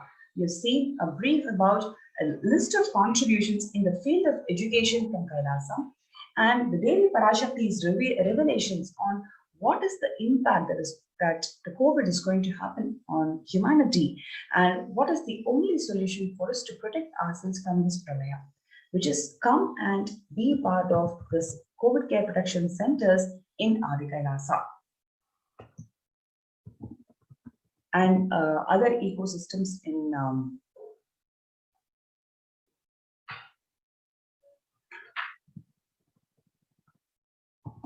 sorry for the technical glitch.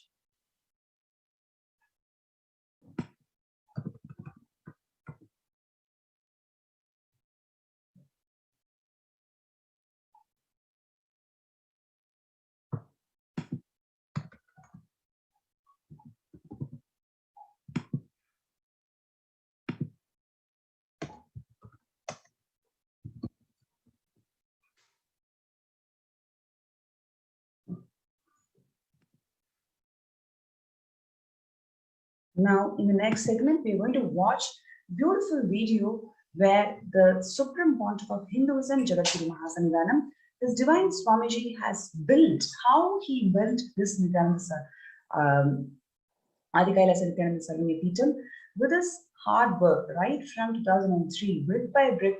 What are the events that is involved in making of this Nityananda Adi Kailasa Nityananda Sarvanya Peetham, which is going to protect the only solution for the humanity that is going to protect the people from pralaya.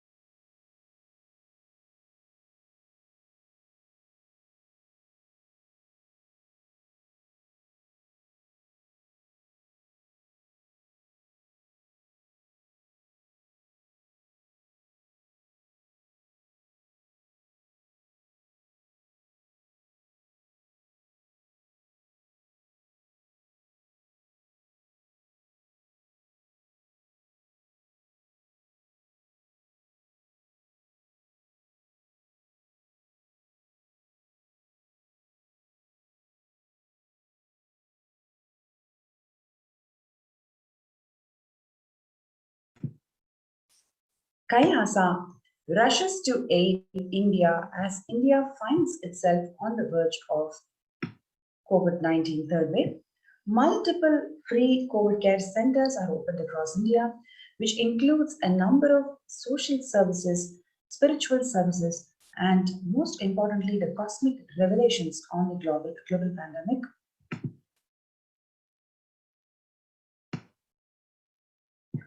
Free social services that are offered during pandemic in de facto spiritual embassies across India includes the medical care, infrastructure to accommodate thousands of people, accommodation for multi-layered quarantine, emergency ambulance services, which is ICU on wheels, personal protective medical equipment, food security management through food banks, and then the organic farming.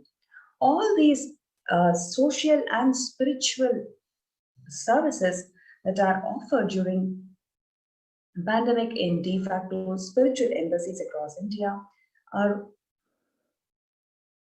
offered from Kailasa's various ministries as per the principles laid out in Vedas and Agamas and as revived by the Supreme Pontiff of Hinduism, Jagadguru Mahasannidhanam, His Divine Holiness Swamiji. You have this opportunity to be part of this COVID Care Protection Center by joining in this link below, kailasa.org/kailasacare, KAILASA.org/KAILASACARE. So let us take a few minutes for us to join and log into the COVID Care Protection Center. You can register yourself through this link, kailasa.org/kailasacare, KAILASA.org/KAILASACARE. Let's take a few minutes to register ourselves in this link below.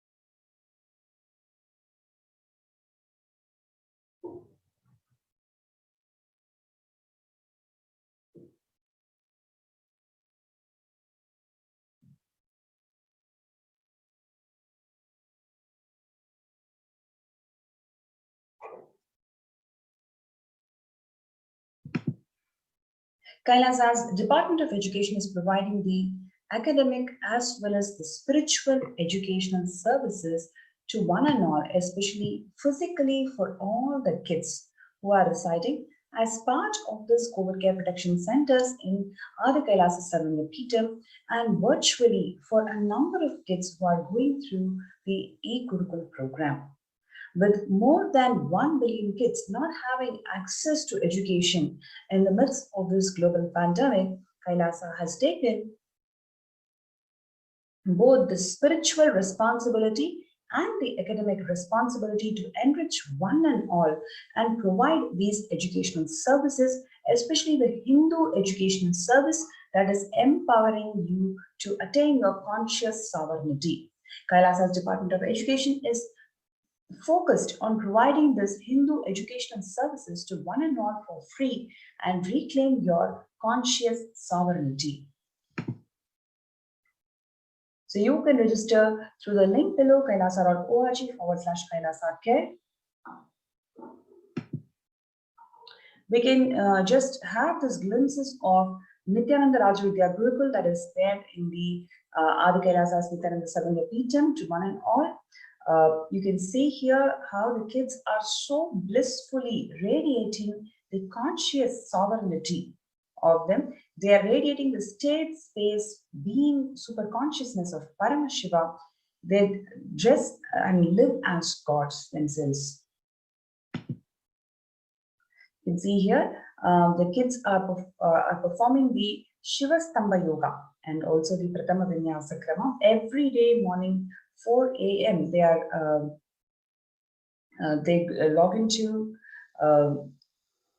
the get ready and perform the Pratama Vinyasa Krama Yoga.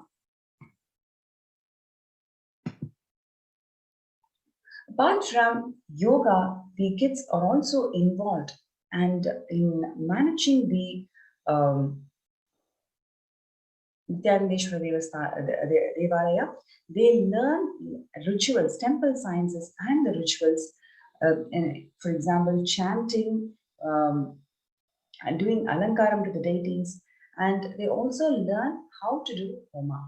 So all these formal education, formal Hindu education helps them to reclaim their conscious sovereignty. What you're seeing now is a picture of the Chandi Homa, Mahachandi Homa, that happens in Adi Kailas Nityananda Savanapita.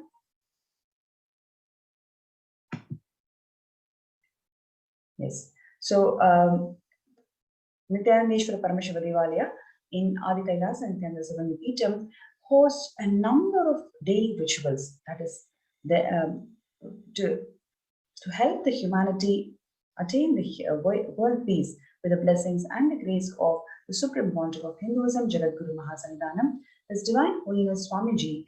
The rituals that are conducted in the Nityanandeshwara Parameshwara Devalaya are done by the third day awakened Balasans of Nityananda Rajavidya Gurukul in Adi Kailasa.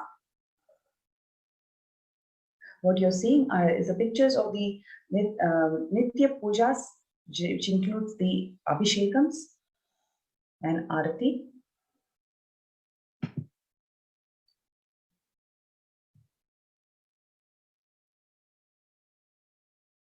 What you're seeing here is the celebrations. Now, along with the Nitya Pujas, we also celebrate more than 200 days in a year on Brahmotsavams. These Brahmotsavams is a time when the community come together to celebrate the presence of God, presence of divine in their lives. So the Supreme Pontiff of Hinduism, Jagadguru Mahasannidhanam, as Divine Holiness Swamiji is reviving these temple sciences and community based on the temple, community living based on the temple. So this particular picture is from the Mahamrityunjaya Homa. This particular picture is from the Meenakshi Tirukalyana on Chitra.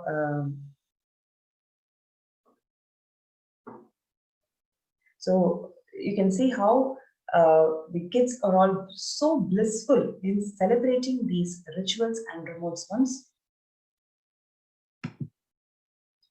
They also have Nitya Maheshwara Puja. Every single day, Maheshwara Puja happens where the community comes together, live together, and have the meals together and celebrate Paramashiva. The kids also connect with the nature so blissfully. The plants in the Nityananda Gurukul those plants in the Nityananda Gurukul do not have thorns because the kids connect with the plants from the space of non-violence, connect with the plants and make those plants shed its thorns. What you're seeing here is the glimpses of the kids from the COVID care protection centers, how they evolve themselves to attain their conscious sovereignty. They do power manifestation, yoga, puja. They learn the sciences that the Hinduism offers to overcome all the mental issues and attain your conscious sovereignty. You can see here the kids performing yoga.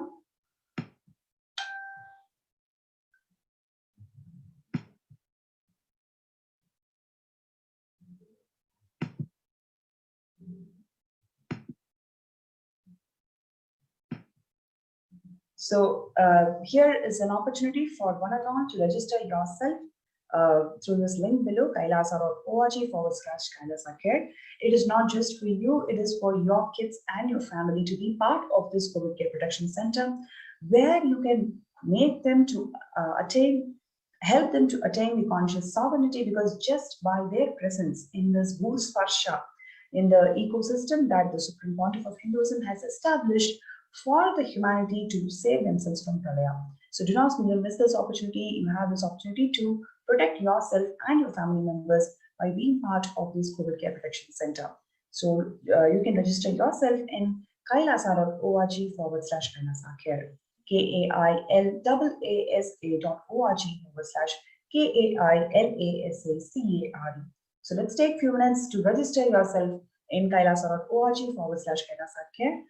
Stay tuned. We'll be right back for the next segment.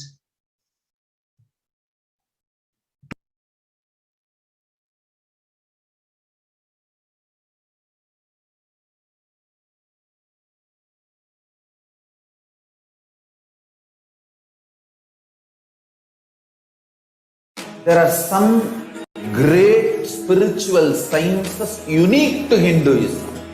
Subtle, otherworldly, but definitive sign. Manifesting the cosmic beings in Archavatara, deities in Nijavatara, living incarnations is possible. Understand? Kriya Pada of Vedas and Agamas elaborately explain the whole science of making the cosmic beings manifest in Archavatara, deities and Nijavatara, living incarnations, both. During the Bhava Samadhi Darshan, literally those cosmic beings manifest through his body. Just like how they manifest in Archavatara, deity, they manifest in Nijavatara, Pratyakshavatara, and give you all the boons you ask, bless you. You see, each God is an independent intelligence to lead you to enlightenment. Each God is a bridge for you to achieve the Shivatva, the ultimate Shiva consciousness. Krishna is the bridge for you to achieve the Krishna consciousness. But Shiva consciousness, Krishna consciousness, all consciousness is one and the same. Ultimate consciousness only.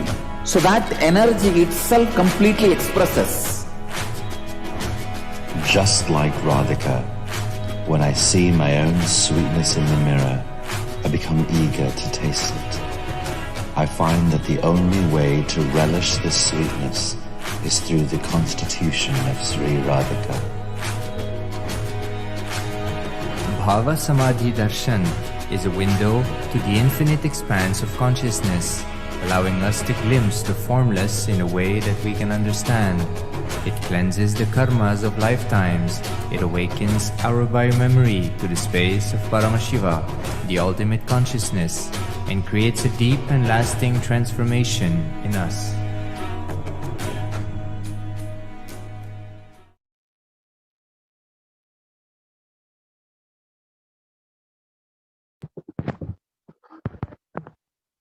Nityanandam, welcome back to all of the viewers who are joining us right now.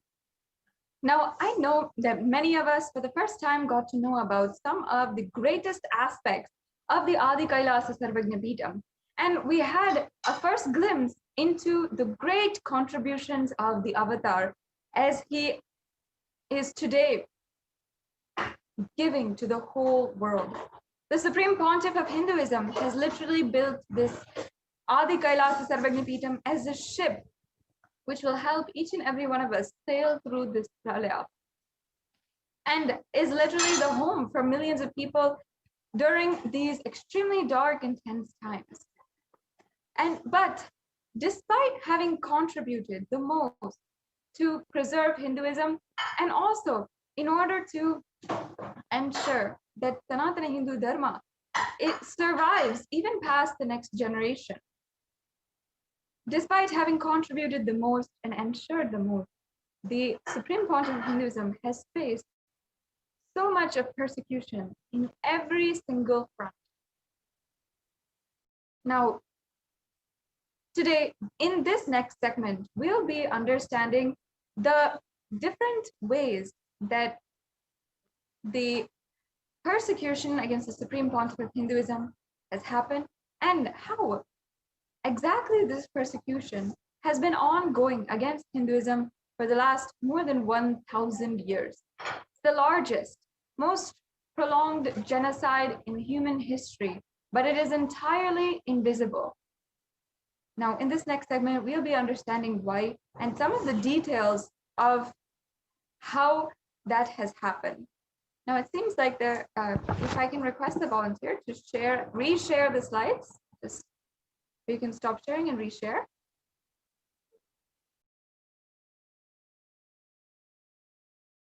Yes, while we get prepared and we're getting back with you, I invite all of the viewers to ensure that you know about the UN recognizing the persecution against the Supreme Pontiff of Hinduism. It's one of the greatest ways that, at least in one way, finally, because of nothing but the hard work of the Supreme Pontiff of Hinduism to ensure that Hindus have a voice in an international platform about the genocide that is ongoing against them. Now, the next slide, please.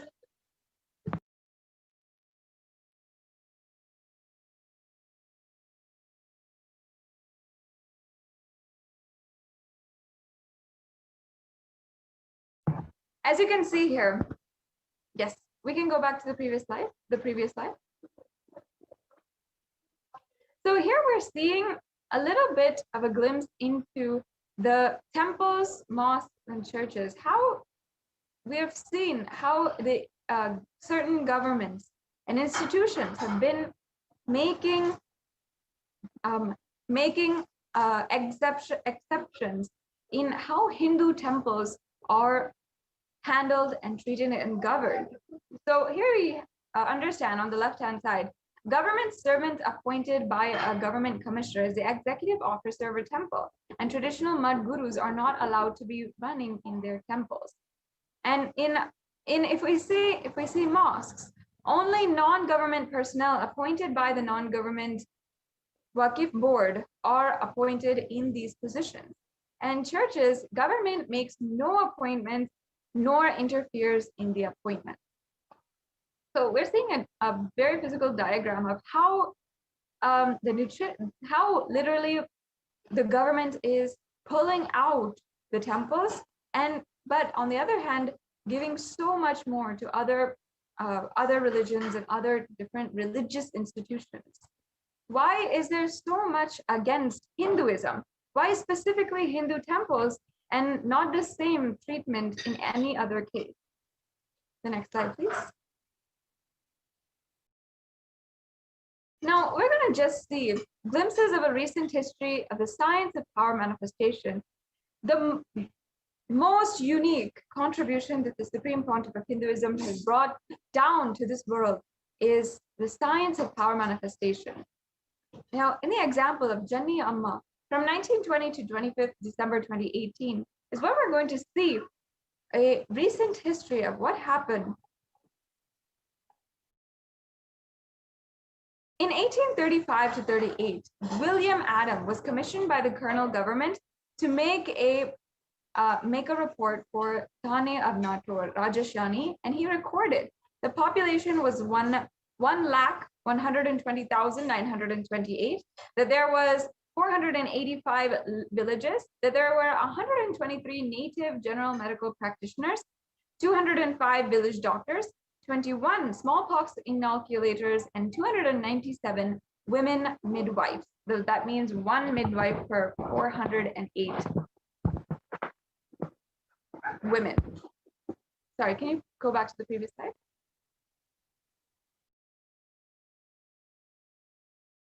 The previous slide, please. The previous slide, please. Yes, can we just go back again? Thank you. Yes.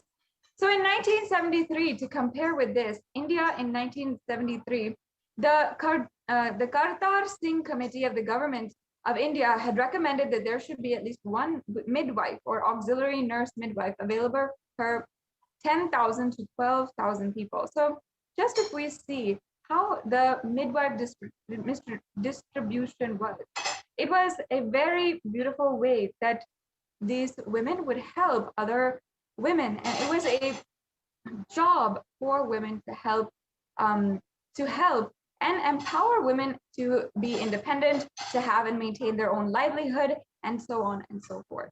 The next slide, please. So now we're going to understand this story and this example of Sulagiti Narasamma, or Janani Amma, and is what W. Adams in the 1830s and the Satar Singh Committee in 1973 described as auxiliary nurse midwife. In the period of the 70 years, she performed more than 15,000 traditional deliveries free of charge, which means at least 4 deliveries per week. And that's entirely free for 70 years. And not only that, people do not know that she actually used power manifestation in the medical field. Born in Krishnapura or Tumkur, she was a power manifester. She was able to detect the pulse of the fetus while in the womb without the use of any instrument. A devotee of Bhagavan Krishna, she was also known to connect with him in his form as Bhagavan Dhanvantri and manifest powers. She could very easily detect the position of the baby in the womb. A very amazing gift that she had been manifesting as a power of Paramashiva. And this is one of the powers the Supreme Pontiff of Hinduism even initiates, the power of body scanning, where you can see anything going on inside of the body. What is the working of the body and what's going on? The next slide, please. Now let's see the example of Ramanuja from the 22nd of December 1887 to 26th April 1920. Now, by the grace of the goddess Mukhir Mahalakshmi, Ramanuja expressed the third eye power of the length dimension. And given any mathematical problem, he would know the answer without actually needing to solve the problem. When asked how he did it, he would simply say, Mukhir Mahalakshmi showed me or told me. The next slide, please.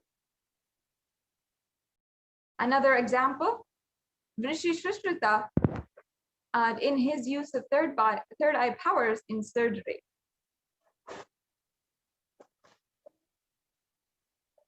The next slide, please. Yes. So the father of modern day surgery is actually Rishi Shrishruta. Shrishruta was an ancient Indian physician known as the main author of the medical surgical compendium called Shrishruta Samhita. It formed the basis of education of surgery, and Shrishruta is considered the father of modern day surgery. Shrishruta Samhita covers anatomy, treating fractures, general surgery, reconstructive plastic surgery, anesthetics, rhinoplasty, perineal lithotomy, and the suturing of wounds and the extraction of foreign objects. Shrishruta Samhita was written and practiced using third eye powers. The level of detail it covers goes into describing how the fetal develops 7 layers of skin, naming each of the layers and specific diseases which may affect that layer in adult life, which is unimaginable for that era and made possible today only by microscopy and ultrasonography and X-rays.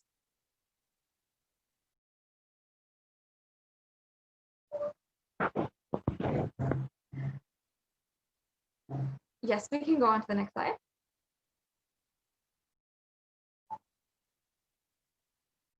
And if we see free reconstruction plastic surgery since in the last 9,000 years, the cutting of nose and surgeries have been mentioned in several ancient scriptures and narrations such as Valmiki Narayanan, when Lakshmana cuts the nose of Surpanaka, and the procedure of the plastic reconstructive surgery has been mentioned in the Sushruta Samhita, a treatise on surgery and medicine dating back at least 900s BCE, and is called the Nasi Kasandana, and has been mentioned in verse 1.16 of the text. A more recent incident, which happened in 1781, was when the Colonel Army, General Coote, on losing war with Muslim ruler of Mysore, Hyder Ali, had his nose cut. This surgery was done for free in a village. So we have so many examples of the surgery which was done in the Hindu times, in the Vedic civilization. And during the colonial invasion of Mysore in 1792, Kawasji, driver of the colonial army, had been taken prisoner by the terrorist Tipu Sultan and suffered amputation on his nose and one of his hands. Thereafter, Kawasji rejoined the army and became a pensioner of the East India Company. For a year, he remained without a nose until he was given a new one by a Hindu surgeon. The remarkable operation was witnessed by two English physicians, Thomas Crusoe and James Findlay, of the Bombay Presidency, and was subsequently reported in the Gentleman's Magazine and Historical Chronicle, volume 64 by Sylvanus Urban, printed by John Nicholas in 1794. And we also have a link here which is available. The next slide, please. Now, how was the science of plastic surgery actually destroyed? The educators and practitioners of surgery were often of the Shudra Jati. Amongst them was the Nayi Jati, which was considered to be the best by the British.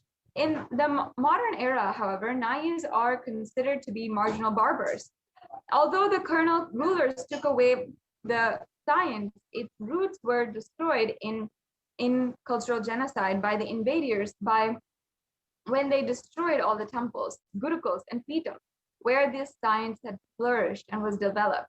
As a consequence of these several crimes of the invasion, it's what we see that even contemporary India is facing challenges in healthcare sector, and so much so that it ranks amongst the first in the number of infant deaths at the time of birth.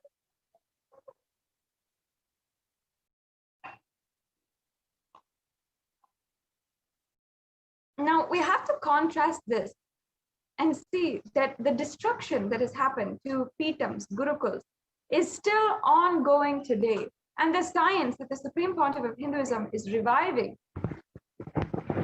is being destroyed, literally. Now, we're going to see the Adi Nityananda Peetam, the ancient attack, the attack against this Adinam. We're going to be seeing a full history, as well as the revival of the beautiful Sarvagya Pita that the Supreme Pontiff of Hinduism was establishing, and the attacks against the Pavanapundru Adinam, or the Adi Nityananda Peetam in Pavanapundru. Now, this is the very place of the first Enlightenment experience. In 1989, this sacred hillock was the place of the Supreme Pontiff of Hinduism's first Enlightenment experience. And it was a full moon day when the Supreme Pontiff of Hinduism had a profound realization of his own self in everything. He was 12 years old at that time.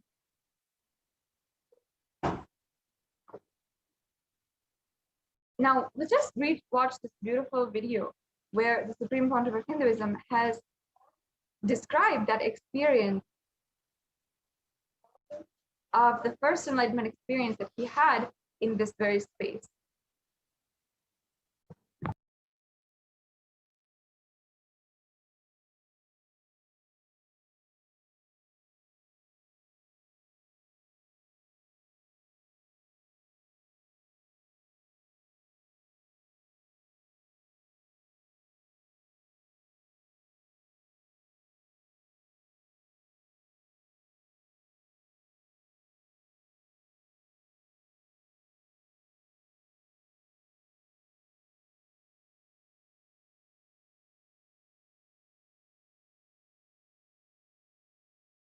Subramania's Enlightenment Day. As per the tradition, he appeared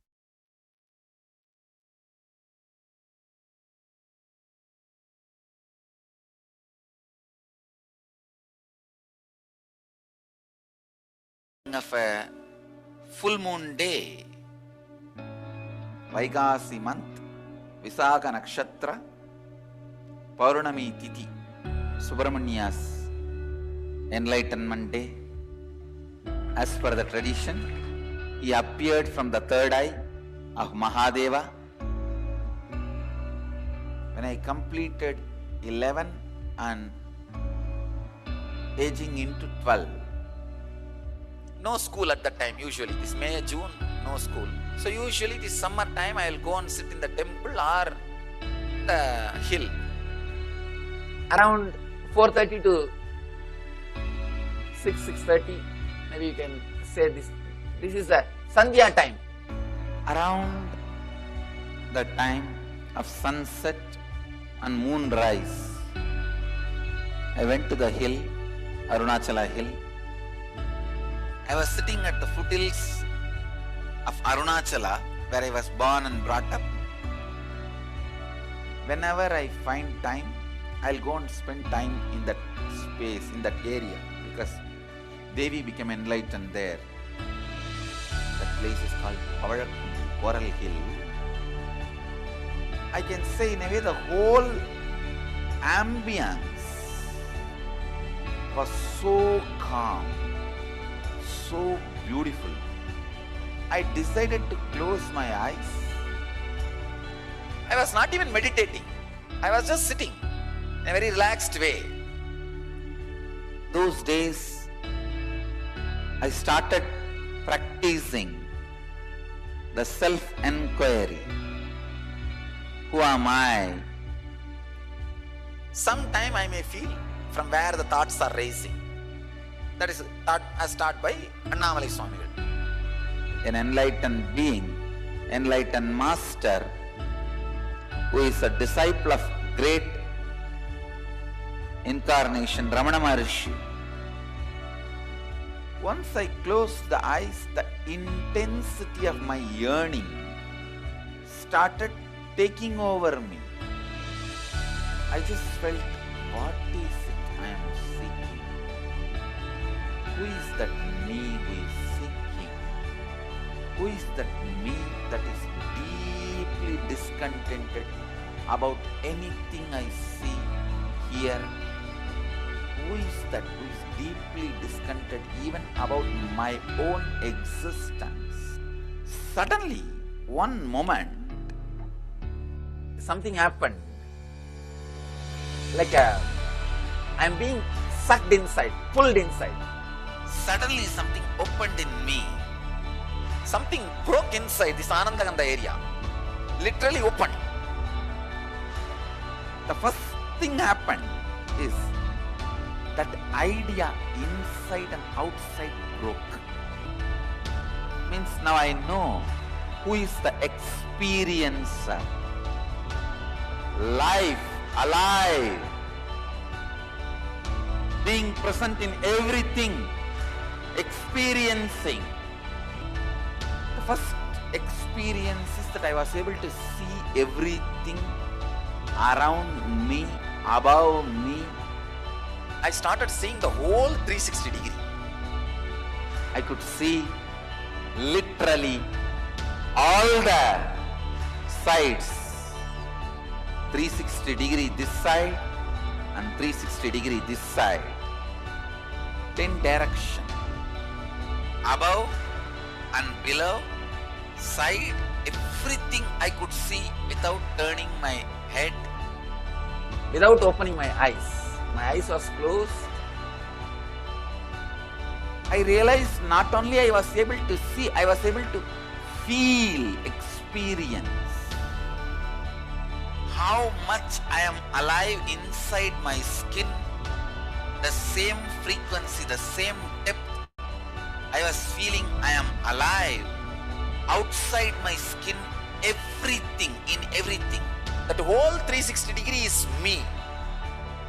The skin of the stone on rock on which I was sitting and the skin of this body both carry me equally. In both I exist equally. The trees next to me, the temple near me, the hillock around me, the sky above me, and the moon, sun which was setting, moon which was rising. I felt I am alive in everything around me. the whole Arunachala hill, all the plants, bush, shrubs, the idea something is inside and something is outside is completely lost. I just know I am that oneness is the existence.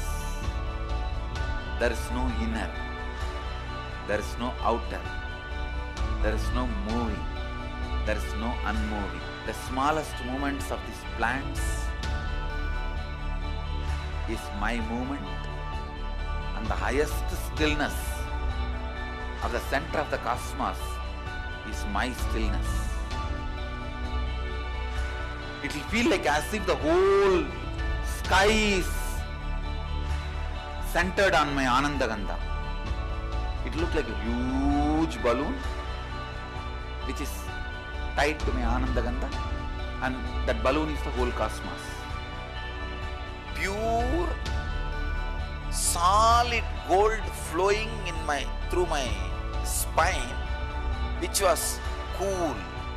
Full 2.5 days I was able to see all 360 degrees continuously. Whether I went to the home or anywhere I was walking around, I was able to see the whole thing. I went and told my godmother, Vibhudanandapuri. I asked her whether am I possessed by ghost. She checked my energy and said, no, you are possessed by God. The vision of seeing 360 degrees is settled, but that experience of I am one has never left. Now, that very experience getting reproduced in so many Gurukul kids, even adults. It's only with the lamps lit, the power of the original lamp is established. I can say so many kids having their third eye awakened, even the adults having their third eye awakened, able to see everything beyond the use of senses. My message on this Nityananda Purnima: work on your third eye, have initiation, see to it your third eye is awakened. My blessings to all of you. Let every one of you experience the highest enlightenment.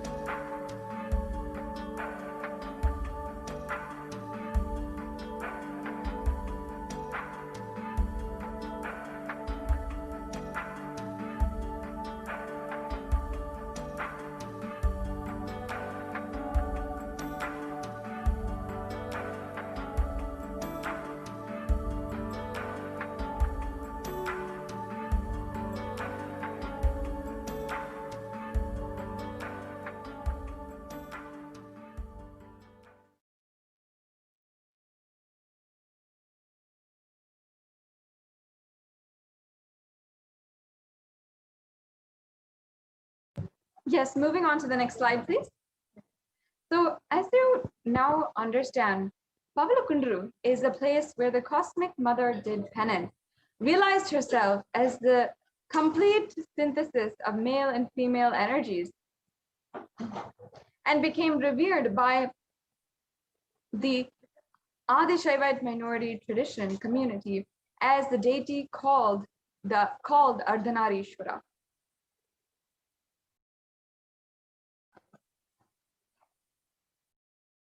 So here we have the great unbroken lineage where, as you can see, in the leftmost, Devi did penance at this very place, and the Paramashiva Shila at Pavalakundru, and got enlightened. In the second photo, we are seeing Isaki Swamigal, who is seated on the Sarvajñapita, an all-knowing seat in Tiruvannamalai. And the third photo, where you're seeing Mata Vibhudananda Puri, seated on the Sarvagnapita as the inheritor from Isaki Swamigal. And finally, the Supreme Pontiff of Hinduism himself, seated on the Sarvagnapita as the inheritor of this lineage. The same Kamandalu, as you can see, the sacred water pot and Danda, the wooden staff, are seen next as a part of the ancient items of heritage that were inherited from lineage to lineage. Sorry, from predecessor to successor. And this very place on the 19th of November 2002 is where the Supreme Pontiff of Hinduism here is as shown, where the Supreme Pontiff of Hinduism had literally began and established the first Adinam, the first Pita and monastery. And here you can see the celebrations for Kartika Deepam with a few of the devotees. And he was just explaining the significance of this very place here. And on this occasion, the Supreme Pontiff of Hinduism had himself served food that he himself had cooked on the auspicious occasion of Kartika Deepam at Pavlakundru, at the building built for the Supreme Pontiff of Hinduism by his guru, Mataji Kuppammal. And as you can see, this is a beautiful example of the Supreme Pontiff of Hinduism himself beginning once again all of the spiritual and religious activities in this place, as it is continued until today by all the disciples of the Supreme Pontiff of Hinduism. Now here we can see the Supreme Pontiff of Hinduism giving a short discourse at Pavlakundru on the occasion of his birth star celebration.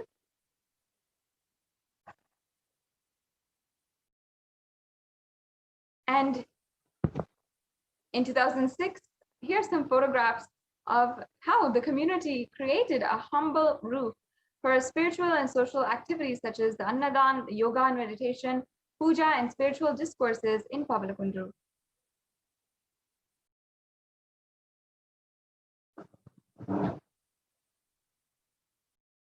And here are some more pictures from 2007, where the monks of the Sovereign Order of Kailasa, initiated by the Supreme Pontiff of Hinduism, and devotees offer puja to the Sadhashiva, the Paramashiva Shila, the very place, enlightenment, where the Supreme Pontiff of Hinduism had the experience of the first enlightenment experience.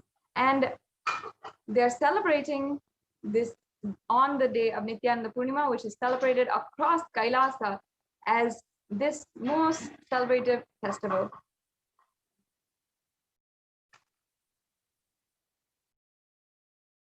Now, on the 25th of June, 2017, here we have the worship, which continues at Pavlakundru by the monks of the Sovereign Order of Kailasa.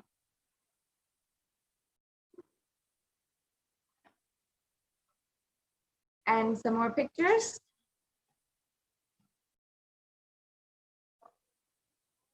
But unfortunately, and what we should each and every one of us realize is this cosmic airport, this place for all the avatars and spiritual experience to happen, is in threat. And what happens to a spiritual experience for the continuous support following Guru and Guru's Diksha, not questioning, understanding Guru is the descent of the ultimate. This is a place where this is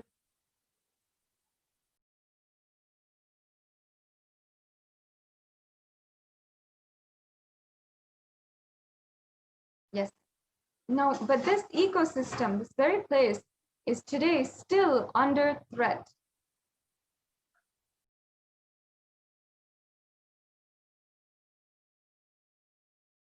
The next slide, please. So here we have a Shastra Pramana from the Skanda Purana, from the verse 80, and this is from the Guru Gita. Yeah. So I'll now be chanting this verse. Gurureva Jagat Sarvam Brahma Vishnu Shivatmakam Guroho Parataram Nasti Tasmat Sampujayet Gurum. And the English translation. Indeed, the Guru is the whole universe consisting of Brahma, Vishnu, and Shiva. There is nothing higher than the Guru. Therefore, worship the Guru. We can go on to the next slide. Oh, sorry. We'll just play this video first.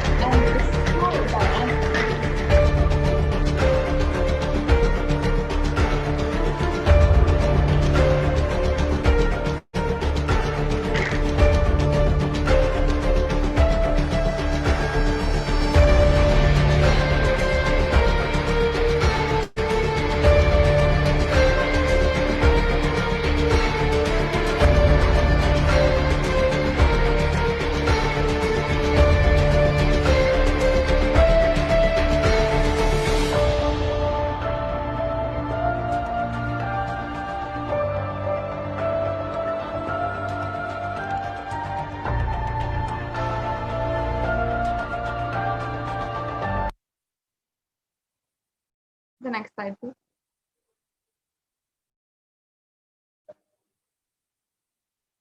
Now, the first attack in 2017 was an act of intimidation. The next slide, please. And we're seeing here it was pursued and conspired initially by the authority positions in Pavlakundru. The next slide, please. The second attack was just shortly after that on the 5th of February 2017.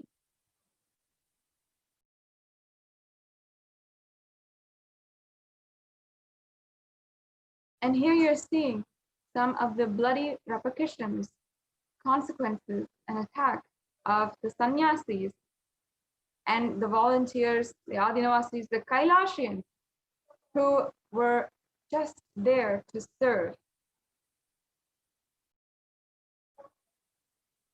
On the 16th of June 2017 was the third attack.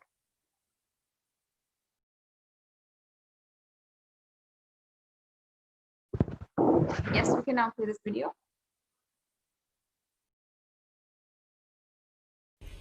Annamalaiyar மலை மீது முருகர் கோயிலுடன் அமைந்துள்ள பவழக்குன்று இந்து சமய அறநிலைத்துறையின் கட்டுப்பாட்டில் உள்ளது. அங்கு நித்யானந்தாவின் சீடர்கள் பாறைகளுக்கு மஞ்சள் பூசி திரிசூலம் நட்டு வழிபாடு செய்துள்ளனர். பின்னர் படிப்படியாக கீற்றுக்கொட்டாய் அமைத்து அதனுள் பஞ்சலோகத்தால் ஆன முருகன் வள்ளி சிலைகளுக்கு இணையாக நித்யானந்தாவின் சிலையை நிறுவி வழிபாடு செய்ய ஆரம்பித்துள்ளனர். இதை அறிந்த உள்ளூர் மக்கள் பவழக்குன்று ஆக்கிரமிக்கப்படுவதாக கூறி கோட்டாட்சியர் உமா மகேஸ்வரியிடம் புகார் அளித்தனர். இதையடுத்து கடந்த 16ஆம் தேதியன்று பவழக்குன்றுக்கு சென்ற கோட்டாட்சியர் உமா மகேஸ்வரி அரசு இடத்தில் ஆக்கிரமிப்பு கூடாது என எச்சரிக்கை விடுத்தார். அதற்கு அந்த இடம் தங்களது பயன்பாட்டில் உள்ளதாக கூறி நித்யானந்தாவின் சீடர்கள் சில ஆவணங்களை எடுத்துக் காட்டினர். அதை ஆய்வு செய்த உமா மகேஸ்வரி இது புறம்போக்கு இடத்தை ஆக்கிரமிப்பு செய்ததற்காக வழங்கப்பட்டுள்ள எச்சரிக்கை நோட்டீஸ் என கூறி ஆக்கிரமிப்புகளை அகற்றிவிடுமாறு கூறினார். ஆனாலும் ஆக்கிரமிப்புகளை அகற்ற மறுத்த சீடர்கள் குடிலுக்குள் இருந்த சிலைகளை சுற்றி அமர்ந்து கொண்டு அதிகாரிகளுக்கு சாபம் விட ஆரம்பித்தனர். சாபங்களை பொருட்படுத்தாத வருவாய்த்துறை ஊழியர்கள் கூரைகளை பீய்த்து எறிந்து காவல்துறை உதவியுடன் அவர்களை வலுக்கட்டாயமாக இழுத்து வெளியேற்றினர்.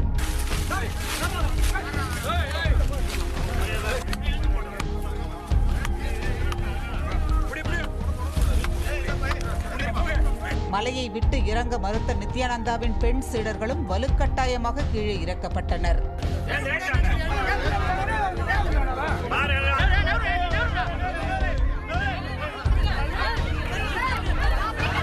பின்னர் 5 நாட்கள் அமைதி காத்துவிட்டு கடந்த 22ஆம் தேதி பவழக்குன்று மலையின் மீது ஏறிய நித்யானந்தா சீடர்கள் அங்கு பூஜை மற்றும் தியானத்தில் ஈடுபடத் தொடங்கினர். இதையடுத்து அங்கு சென்ற அதிகாரிகள் காவல்துறை உதவியுடன் மீண்டும் அவர்களை கீழே இறக்கி எச்சரித்து அனுப்பினர். இதையடுத்து என்ன செய்வதென யோசித்த நித்யானந்தா சீடர்கள் மீண்டும் 5 நாட்கள் கழித்து கூலி வேலைக்கு செல்லும் ஏழை தொழிலாளர்களை பக்தர்கள் போர்வையில் பவழக்குன்றுக்கு அழைத்துச் சென்றனர். அங்கு பாறைக்கு மஞ்சள் குங்குமம் பூசி மலர் மாலையிட்டு மணியடித்து பூஜைகள் செய்ய ஆரம்பித்தனர்.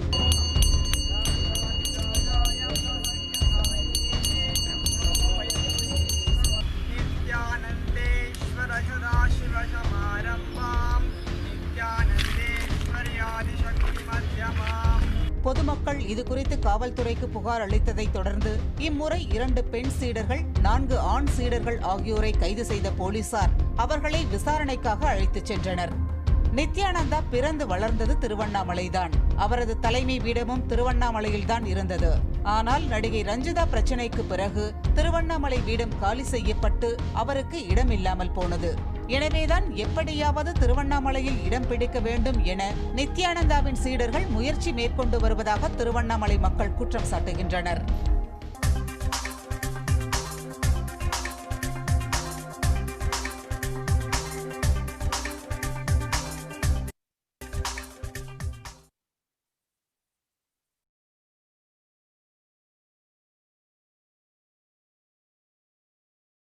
We can move on to the next slide.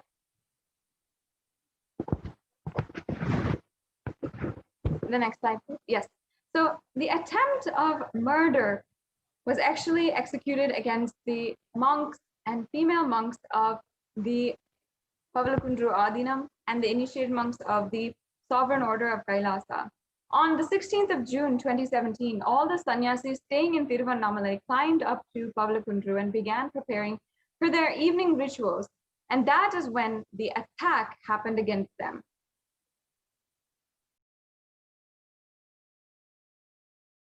As you can see here, some of the very gruesome visuals of what happened and how brutally the sannyasis were assaulted.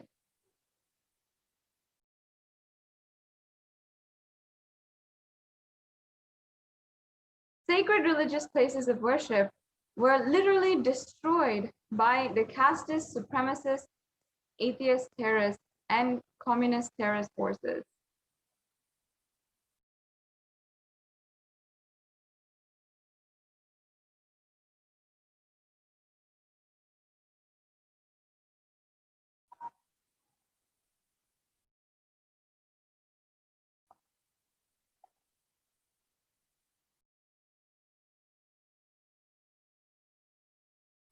Here you can see how female monks of the Sovereign Order of Kailasa being abused by police and casteist supremacists, and even the ASMT monk facing inhuman treatment, and how the media houses misrepresenting all the monks as criminals, even though in this case, in every single case, they are the victims.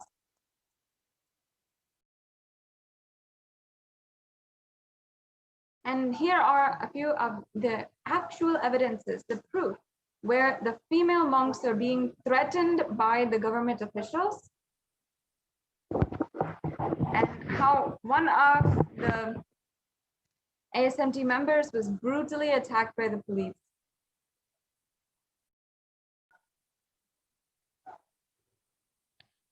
Now, this is Sri Nitya Parabrahma Maharaj after the assault. After the mob entered the premise and started assaulting all the male and female monks, they started throwing stones, and 10 different mobsters ganged up and started hitting him. Parabrahma Maharaj was attacked with stoners and then beaten with iron rods in his head, shoulders, and legs. He fainted from the pain during this attack, but the attackers did not stop hitting him and wanting to kill him on the spot.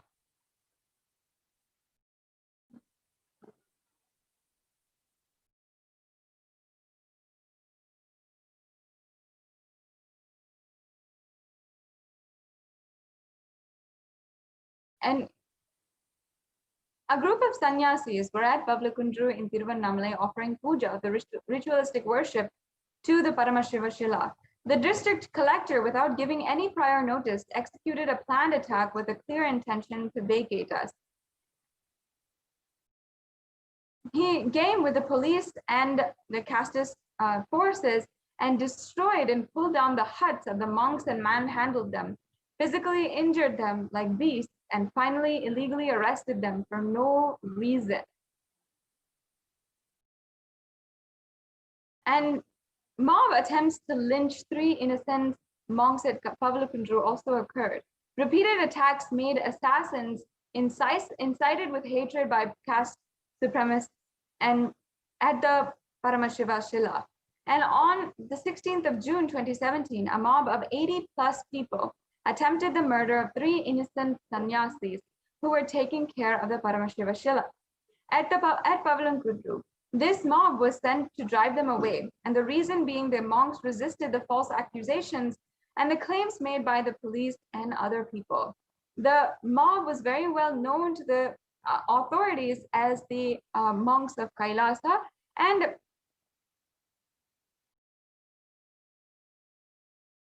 this attack was well planned by the people in order to take illegal possession of that land.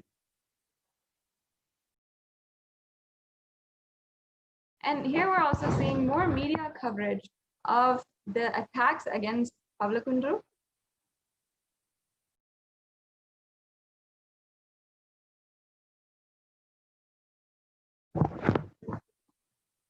And again, the attacks against Sri Nitya Parabrahmananda Maharaj. And yes, now let's go on into 22nd June, the 6th attack. On the 22nd of June 2017, without any reason, people started dragging the monks and illegally arrested them. Without any reason, the monks were dragged and illegally arrested, and 2 female monks were also among them. As per the law, women cannot be held in police station after 6 p.m. Completely violating this rule, they held the female sannyasis in the police station till much later in the night. And Hindu monks, Hindu rituals and sacred sentiments were treated in such a preposterous way, harassing and instilling fear inside of them to subjugate them.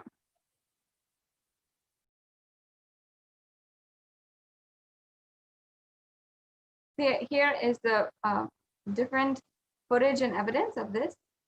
Again, these attacks continue until 2018 and even until this year.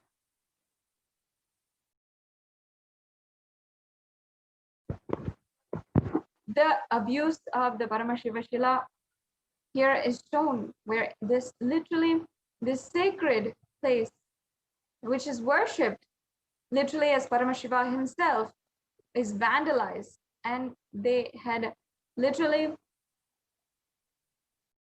attempted to lynch the ASMT community members when they could not reach the Supreme Court of Hinduism. The next slide, please.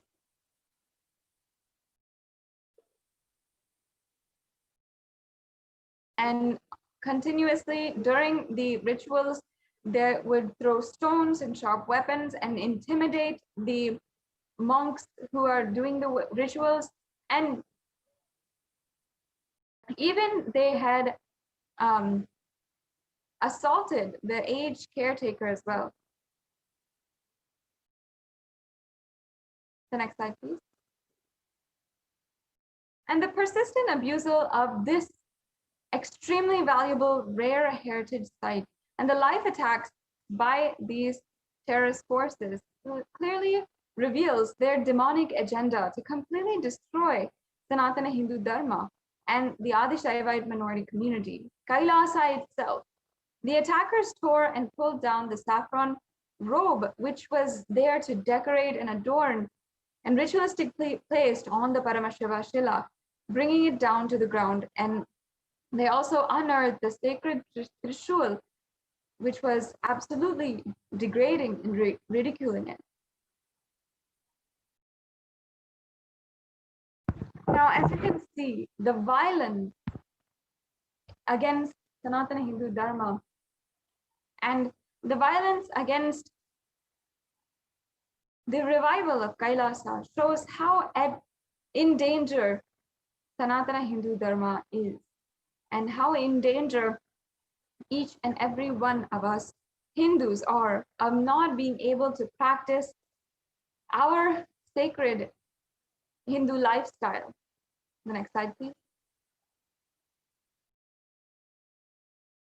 But Kailasa is the very solution where we can be absolutely protected and we can ensure the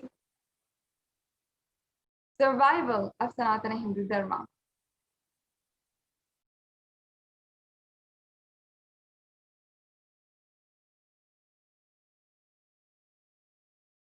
Yes, we'll just now watch this brief video.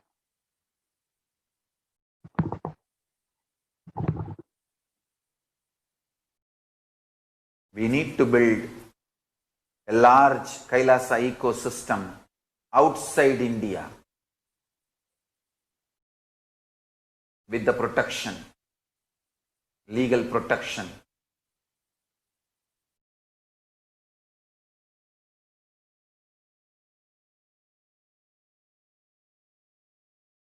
That's the only hope we have.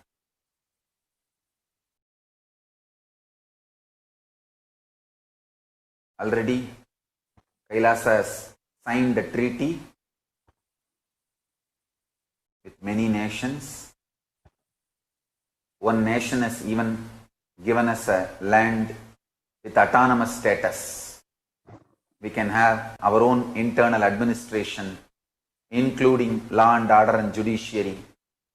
We are going to do it as per Hinduism, with a Hindu constitution. This is the only hope we have for the future of humanity. By keeping the Hinduism alive and Hindu principles alive, let's keep the humanity alive, at least outside India. That's the only hope we have.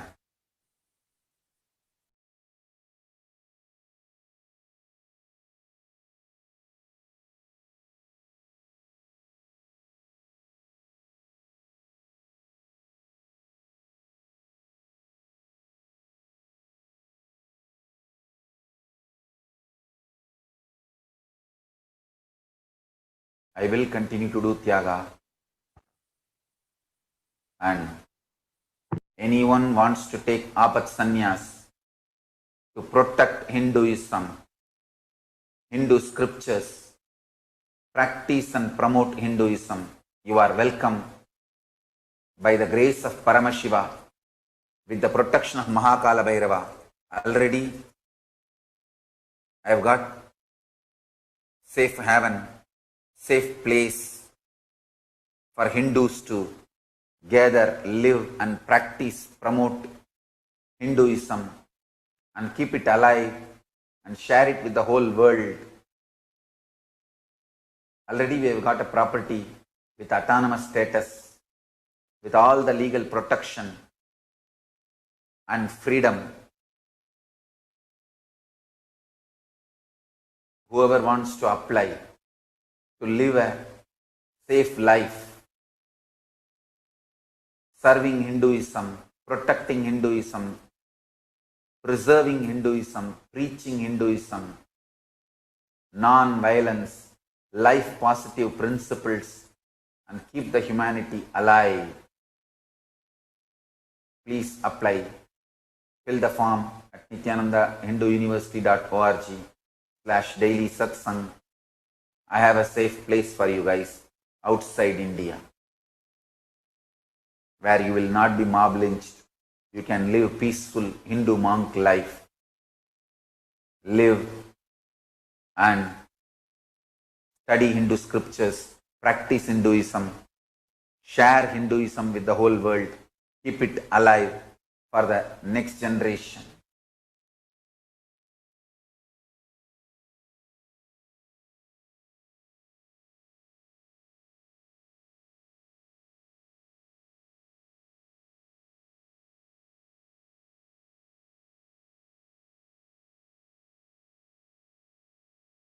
If Hindus are thinking Hinduism is going to be treated fairly, or Hinduism is going to be kept alive in India, you are fool. You are brainwashed. Neither Hindu sadhus nor Hindu leaders are going to be treated fairly in India.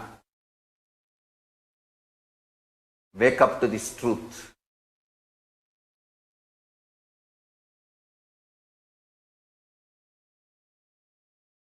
Even for telling this, I would have been arrested if I was available to Indian police. I am not saying the international mafia, anti-Hindu terrorists who are trying to kill me cannot reach where I am. But I can be very sure of one thing. If they kill me, they have to face the law. They cannot change the narrative into I was mob lynched because I was doing something illegal, immoral and all that. That changing the narrative cannot be done by them. That is the reason I kept myself away from the zone, from their area, their jurisdiction where they can change the whole narrative. Now I am in a place where they cannot change the narrative. If they kill me, they have to face the law. If they eliminate me, they have to face the law. They cannot do this changing the narrative.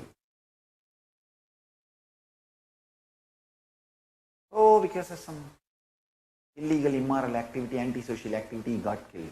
You cannot do that narrative anymore with Nityananda.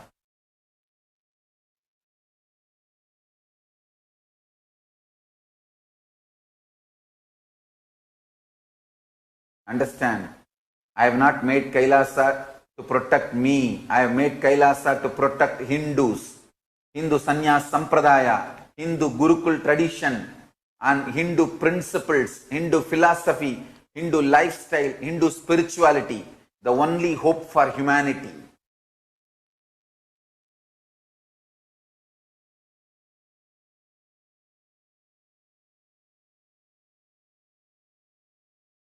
How they mob lynched my Yogini Sarvanyapita in Gujarat. The Sarvanyapita I made just for girls and women. How they mob lynched and destroyed the whole Sarvanyapita. Just see. Every day this is happening in India. But media twists and gives the absolutely different story.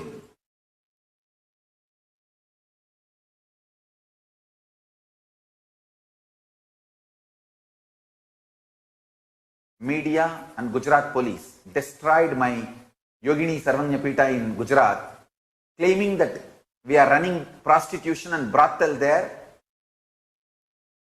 Now they don't have an iota of evidence. First of all, we are not doing that. Now they don't have iota of evidence, but they already killed, destroyed the whole ecosystem, whole Sarvanyapita. The ashram, the Sarvanyapita is destroyed. They will not be able to convict my sannyasis, my sannyasinis in court. They don't have evidence, but they are successful in destroying the Sarvanyapita. That's all they want, and they finished it. If I was available, they would have given me to the mob to kill. Unfortunately for them, unfortunately for me, I was not available. So they just finished it with filing a false case. I have seen enough false case. But this Gujarat police filing a false case on me is the worst false case. I never visited that Yogini Sarvanyapita even once, and for years I have not even gone to Gujarat, and I was out of human society at least for last 2 years, and they are filing a false case on me, saying that I don't know what all the sections they put, and they even filed a charge sheet.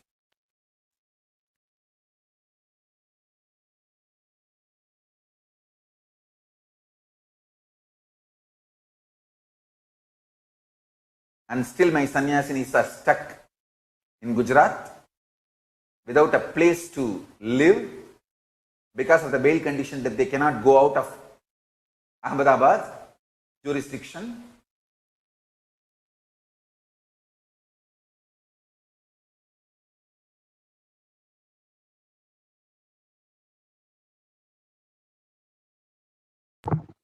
We can go on to the next slide now. Absolute false case.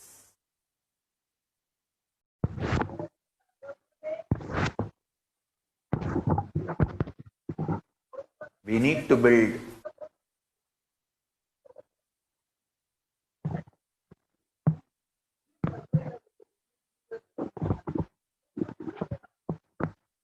Yes, all the pillars of Hinduism are being revived through Kailasa, whether it is the Annalaya, the temple, the library, the Gomandir, or Gurukul.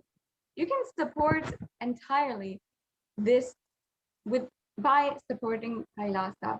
With this, that brings us to a conclusion for this segment in today's program on the persecution against the Supreme Pontiff of Hinduism. And as we conclude today, I request each and every one of you to spend a few minutes and share with as many people as possible, and make sure that you are bringing awareness as it is the Hindu Persecution Awareness Month. With this, we'll now end with the Purna Mantra. Om Purnamada Purnamidam Purnat Purnamudachyate Purnasya Purnamadhaya Purnamevavashishyate. Om Shanti Shanti Shanti. Harihi Om Tat Sat. Sarvam Bhagavat Sri Nityananda Paramashiva Padukarpanamastu. Om Nityanandam. Spiritual sciences unique to Hinduism that will understand Kriya Pada of Vedas and Agamas elaborately explain the whole science of making the cosmic beings manifest in Archavatara deities and Nijavatara living incarnations, both. During the Bhava Samadhi Darshan, literally those cosmic beings manifest through this body. Just like how they manifest in Archavatara deity, they manifest in Nijavatara, Pratyakshavatara, and give you all the boons you ask, bless you. You see, each God is an independent intelligence to lead you to enlightenment. Each God is a bridge, enlightenment. Each God is a enlightenment. Each God is a bridge for you to achieve the Shivatva, the ultimate Shiva consciousness. Krishna is the bridge for you to achieve the Krishna consciousness. But Shiva consciousness, Krishna consciousness, all consciousness is one and the same. Ultimate consciousness only. So that energy itself completely expresses. Just like Radhika, when I see my own sweetness in the mirror, I become eager to taste it. I find that the only way to relish this sweetness is through the constitution of Sri Radhika. Bhava Samadhi Darshan is a window to the infinite expanse of consciousness, allowing us to glimpse the formless in a way that we can understand. It cleanses the karmas of lifetimes. It awakens our biomemory to the space of Paramashiva, the ultimate consciousness, and creates a deep and lasting transformation in us.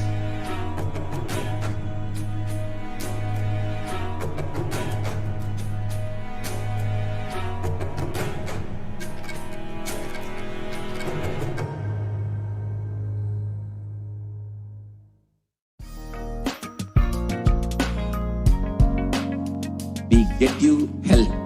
We get you ability to build beautiful relationships in your life.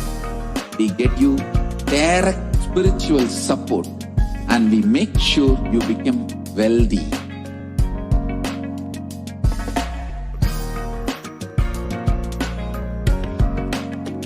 We won't stop giving you just good life.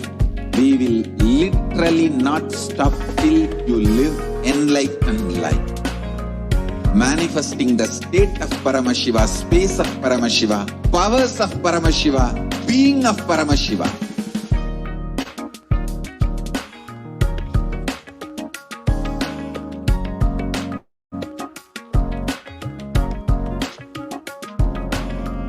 Whole world should become e-Kailashians. I want the whole world to know Hindus have something great to contribute to the world.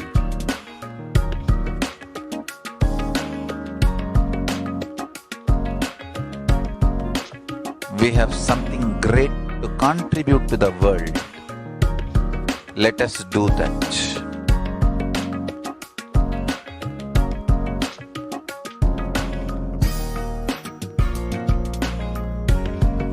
E-Kailasa is proper customized spiritual service helping you to identify your root patterns of suffering.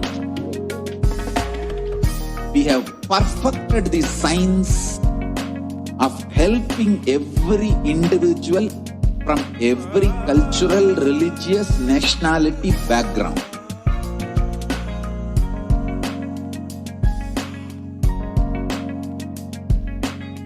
You will have lowest reactionary assumptions, highest awakened response, alive response for life continuously.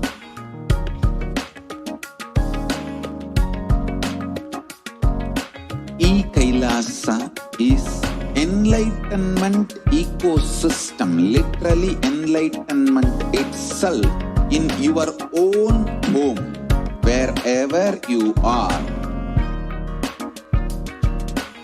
Proper customized spiritual service helping you to complete with your life negativity, withdrawal from life, self-hatred, self-denial, self-doubt, so much of tiredness, laziness.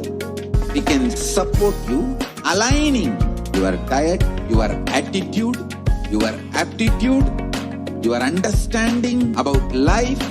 We can help you with everything.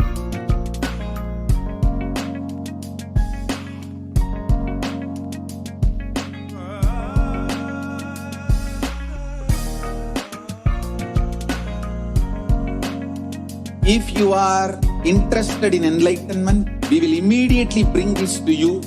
If you are not interested, we will explain the whole science, inspire you and make you interested in enlightenment time. We need to cater this enlightenment science to the whole world wherever they are, because enlightenment is the birthright of all human beings. Kailasa is responsible to provide that to all human beings.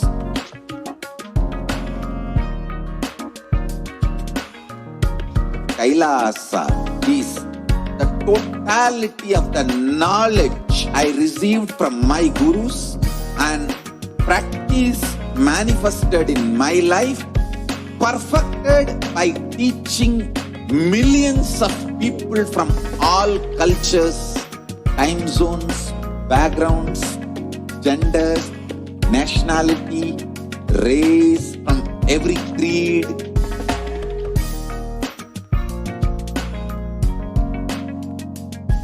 So this absolutely perfected knowledge available to you, served to you in your home without even you moving out of your couch, free of cost.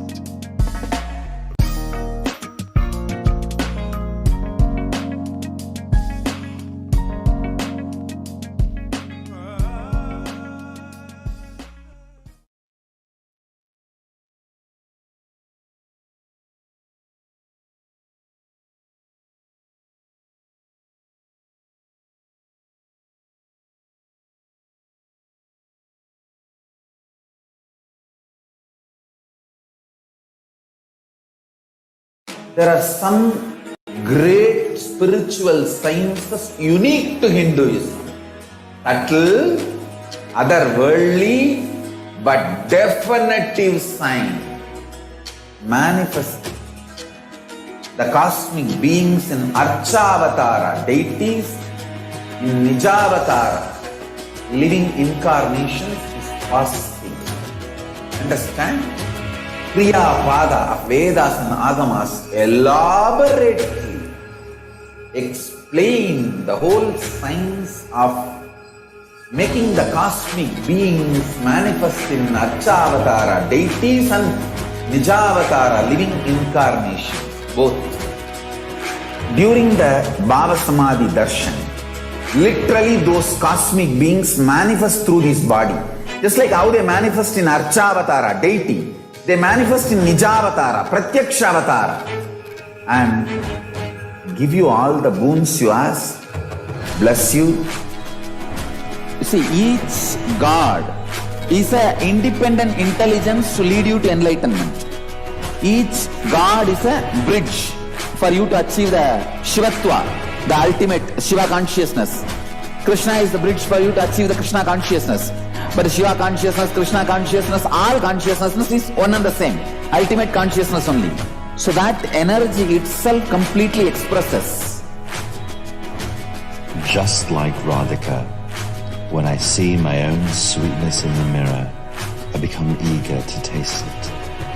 I find that the only way to relish this sweetness is through the constitution of Sri Radhika.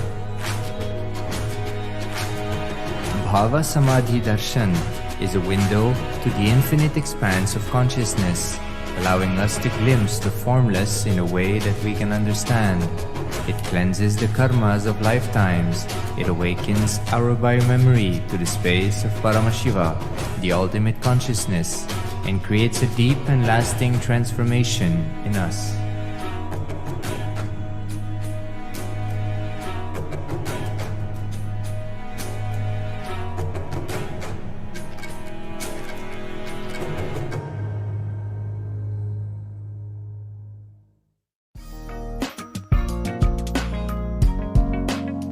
We get you health. We get you ability to build beautiful relationships in your life. We get you direct spiritual support, and we make sure you become wealthy.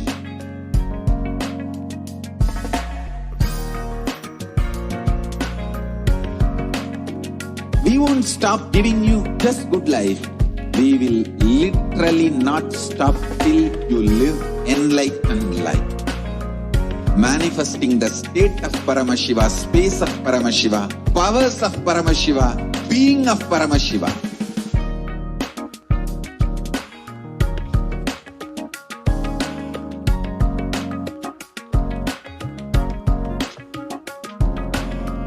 Whole world should become e-Kailashians. I want the whole world to know Hindus have something great to contribute to the world.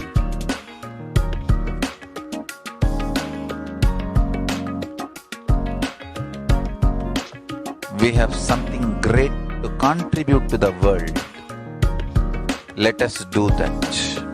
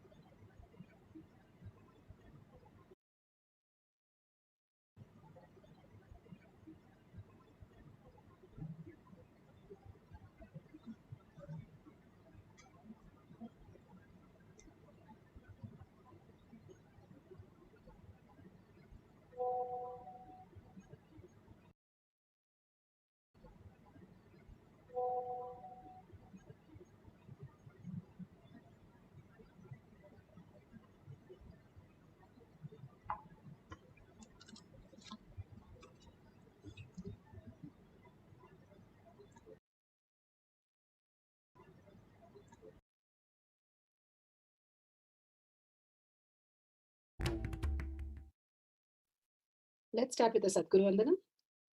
Nityanandam Paramasukhanam Kevalam Jnanamurtim Dvandva. Dvandva. Nityanandam. Let's go through the disclaimers. Security measures. No photography, video, audio recording. Important cautions.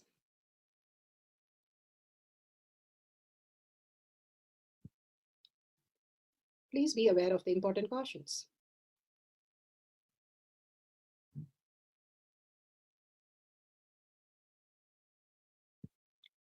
What is power manifestation? Let's hear from Bhagwan himself explaining what is power manifestation. All the 25 states of consciousness, when they happen in you, due to your chemicals and hormones ups and downs, it is powerlessness. When it happens in you, out of your free will and consciousness, it is powerfulness. That's all. When you fall into sleep, it is powerlessness. When you enter into sleep, it is powerfulness. When you fall into dream, it is powerlessness. When you decide to dream, it is powerfulness. So I've added the ultimate powerfulness, Turiyatita, in your whole being and doing. Manifest all the powers. Understand, power manifestation is nothing but cognitive shift. It is not work. It is cognitive shift. Understand? It is just cognitive shift. It's not work. Work is a 4-letter word. Power manifestation is cognitive shift. Playing with life. Playing with being alive. Beautifully, Bhagwan explained, power manifestation is a cognitive shift from who you are as body and mind and to the space of consciousness. Is that possible? Is that doable for each one of us? Yes, it is a science. Each one of us can experience the science of power manifestation and experience the oneness with Paramashiva, manifesting all the powers of Paramashiva. Like how Padmasana, is it possible for everybody? Yes, yoga is a science. Everybody can manifest it. And beautifully, Bhagavan has made it so simple and beautiful. In Brahma Muhurta, when you start doing the yoga, you manifest all the space, state, powers of Paramashiva. Same way, the science of power manifestation, the pramanas, the evidences here are beautifully listed. From the Shastras, the scriptural reference of how the eternal, unchangeable truth revealed in the source scriptures, the Vedas and Agamas clearly define how the manifestation happen in each of us when we start experiencing the oneness as our reality, the quantum as our reality. Apta Pramana, the experience and the results of the Aptas. Aptas are the Rishis, Munis, Ganas, Nainamas, Alvars, Siddhas, all of them, millions of them, who are authority of Hinduism, who have experienced the superconscious breakthrough from human space to divine space, living and manifesting all their realities. Atma Pramana, account of His Divine Holiness, Bhagavan Nityanda Parameshwaram, this millennium's avatars, personal experience of power manifestation. Bhagavan's very own Leelas. Bhagavan has beautifully played the Leela to showcase how a human can go through all these experiences and what are the cognitive shift which makes as a superconscious breakthrough. And Shakshi Pramana, experience of the millions of disciple devotees, followers all around the world manifesting the powers of Paramashiva. Beautifully, Bhagavan says, whoever comes to my Kailash Kodyan, I myself will be present, manifesting the powers of Paramashiva. Pratyaksha Pramana, the scientific study measuring the effect of being in the enlightened state. Bhagavan has beautifully said, experience the thoughtless space is the ultimate space that you can experience the oneness with Paramashiva, the conscious sovereignty, the Paramashiva space in us, the quantum reality in us as our very own, as we can experience the powerful cognition as a manifestation. So Shastra Pramana, let's go to the first Shastra Pramana for the power of Ashta Mahashakti. This is from Shiva Samhita for 5.7678. Power over consciousness over matter. Ahima, Mahima, all the Ashtama Shakti power. Action and thought, how we need to live in. घाध्यते तेन सकेनापि न घाध्यते तस्य स्यात् परमा सिद्धिर् अणिमादिगुणप्रदा वायुस्सन्न चदते देहे रसवृद्धिर्भवेद् ध्रुवम् आकाशपनकजगल्पीयूषमपि बध्यते मरणं घाध्यते तेन सकेनापि न घाध्यते तस्य स्यात् परमा सिद्धिर् अणिमादिगुणप्रदा वायुः स न चरते देहे रसवृद्धिर्भवेद् ध्रुवम् आकाशपनकजगल्पीयूषमपि बध्यते. Paramashiva says, death is eaten by him. He is eaten by none. He manifests the highest powers such as the Ashtamasiddhi, Ahima, Lahima, Mahima, Garima, all of them, the Vayu, the wind energy, moves equally throughout his body. The juice of his body also increases. Rasavriddhi, the nectar exuding from the ethereal lotus, also increases in him. Beautifully, Paramashiva says how we can experience the oneness with Paramashiva and how we can really start manifesting the powers of Paramashiva. There was a king who was about to die and he had 4 wives. He had the first wife, he had her always next to him for name and fame. And he called her and said, "Are you ready to come with me? I am in the deathbed." She said, "No, I have to take care of the ruling when you're not there."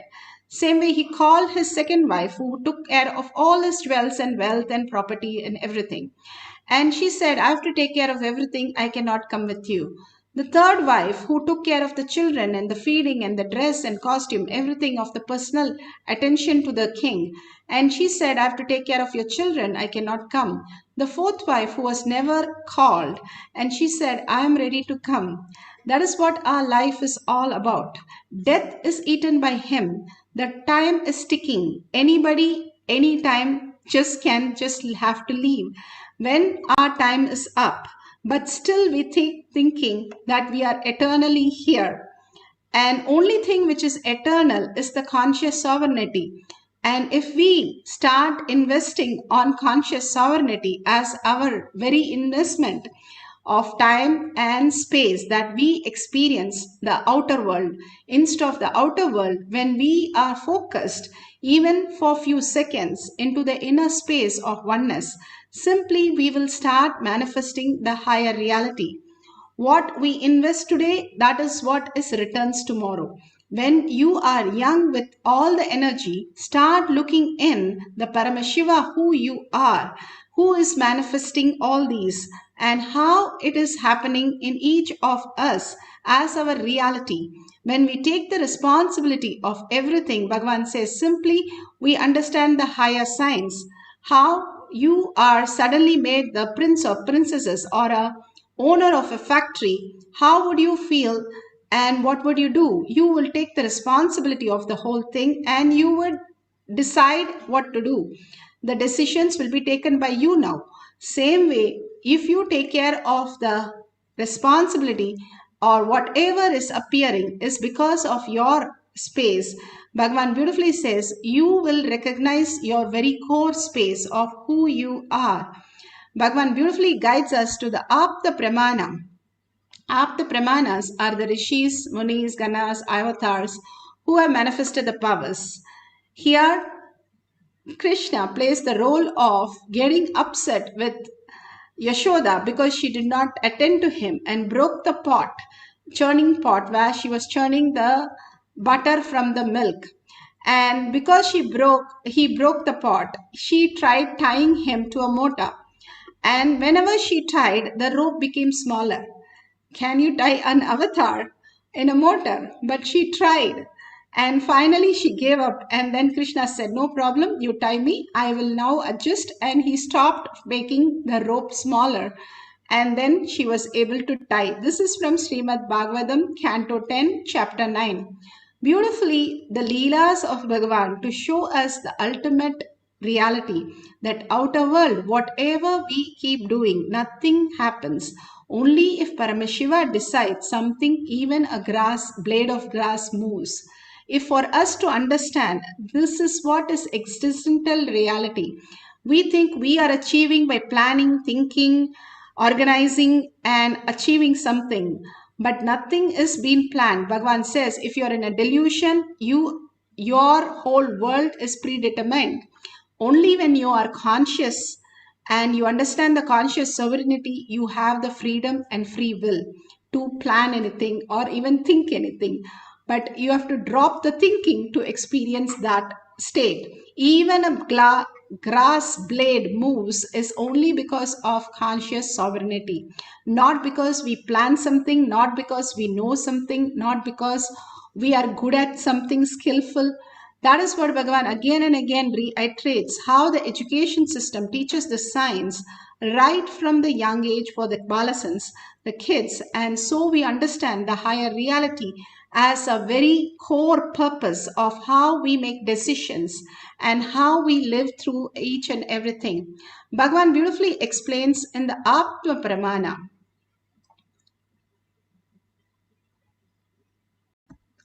Atma Pramana, Bhagavan's very own life as Leela. That I remember the foundational principles, sacred secrets. Our inner space is responsible for what we are manifesting. Whether in your profession, health, relationship, life. Let's open the source of Adi Shakti in inner space, experience that oneness. Experience the pure oneness. Experience the pure oneness that I am pumping all of you with this new Shakti, Adi Shakti. I'll initiate all of you today into a very new power, very just freshly downloaded software.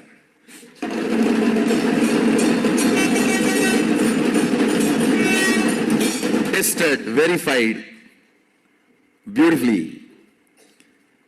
The power, actually it is like a connecting, the few powers I earlier initiated, like connecting the power of body scanning and spiritual healing. Start manifesting this power.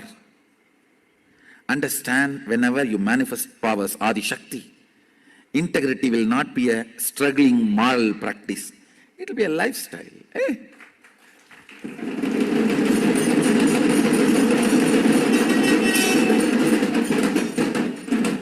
Taking bath, brushing your teeth, is it a struggling moral practice for you every day? It is a struggling moral practice for very low, uncultured lifestyle human beings. But for any decent, cultured human being, it's a lifestyle. You will feel uncomfortable if you are not brushed your teeth and taken bath.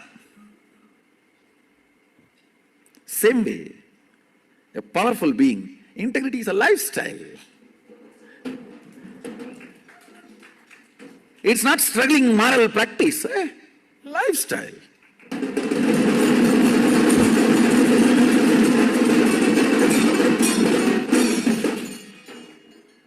Manifest these powers.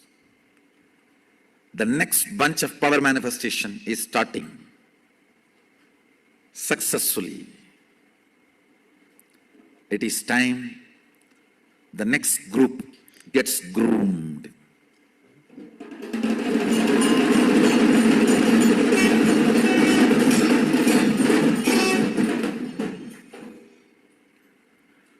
Don't want to talk about the past. There is nothing right, wrong, good, bad in the past because it is dead. In dead, whether you find something right or wrong, what is the use? It's dead.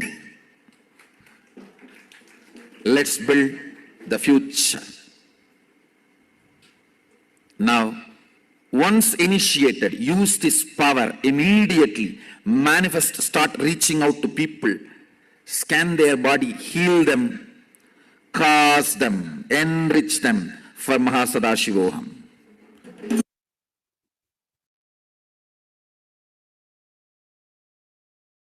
Beautifully, Bhagavan gives us the ultimate gift of manifesting the next level of powers. Ashtama Shakti here. We are going to decrease the size of an object just through connecting to Paramashiva. Is it possible? Yes, it has been possible. Even the finger size has been reduced. And phenomenally, we have seen the height reduction, the finger size reduction, and even the Atmalinga. Many times the size has changed. So you can mark it and keep it ready. The only thing is make it very authentic. Please mark everything twice so that you know it's exactly measured. And when you manifest 5 to 10 units increase in the size of the object, then you have manifested the power fully. But if you just experience the Kundalini energy or just few centimeters, you are starting to manifest. Celebrate it like how the child starts putting the first steps. Before the Balasan started doing the third eye, it took them 3 years for the first power. But after that, they started manifesting multiple n times more. Each time the power initiated just on the same day, they will manifest powers. So don't think that I have been sitting in satsang, I have listened to so much, it's not happening for me. No, manifestation is for everybody to experience. Once you understand, it's like walking. That is what Bhagavan says. What do you think? Whether can I walk? No, it doesn't happen for me. It's not for me. You don't think about walking like that. You just get up and you started walking. That's a very same thing. Power manifestation also. You just start doing and you will experience that, wow, I can just manifest so many realities. And you just don't increase the size of an object or decrease the size of an object. It's connected to your wealth dimension.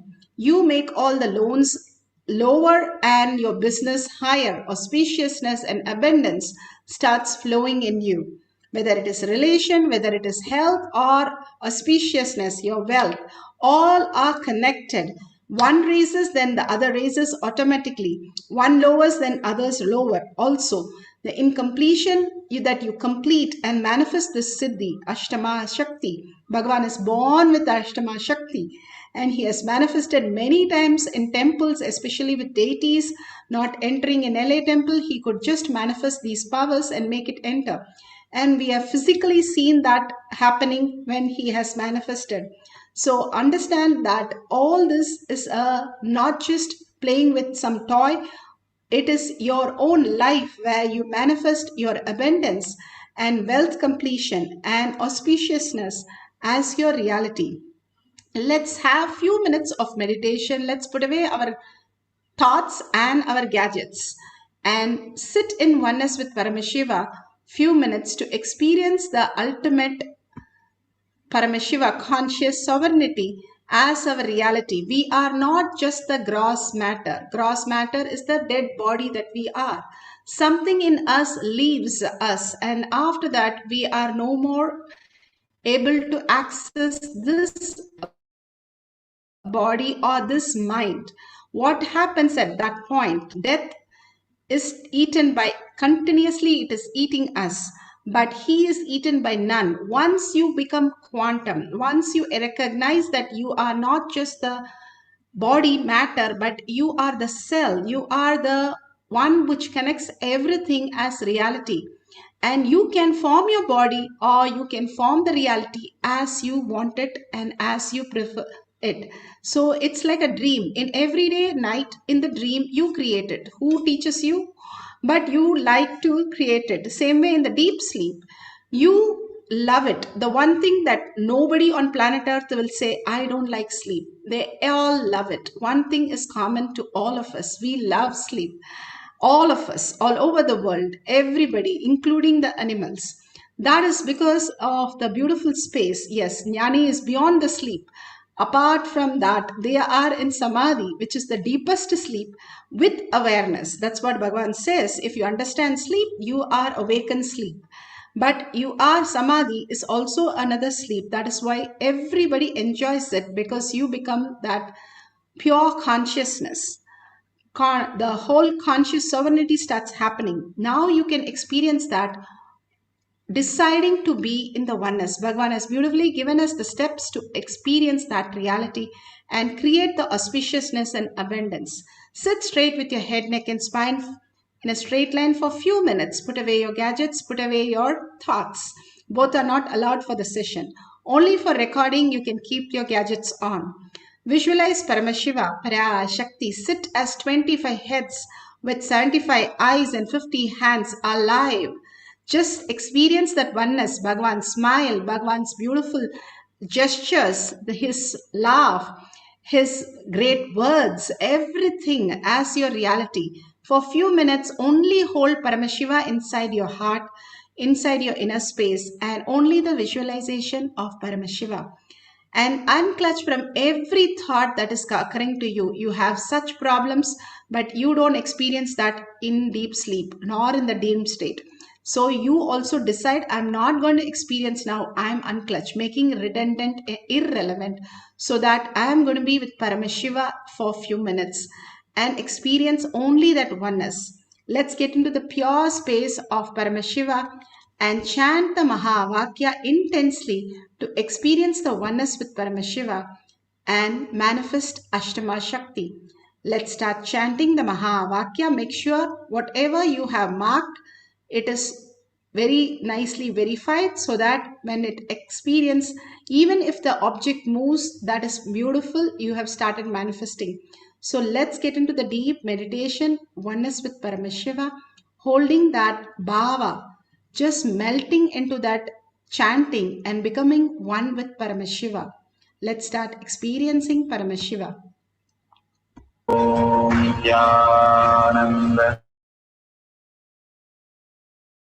Paramashivoham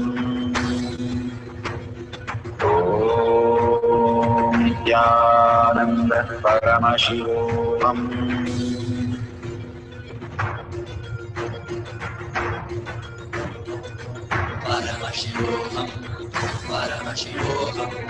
Let Paramashiva's third eye manifest in all our third eyes.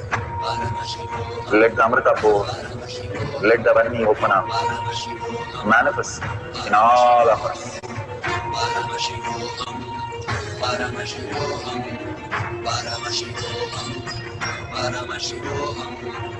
Let Paramashiva overflow, manifest the powers in all of our third eyes.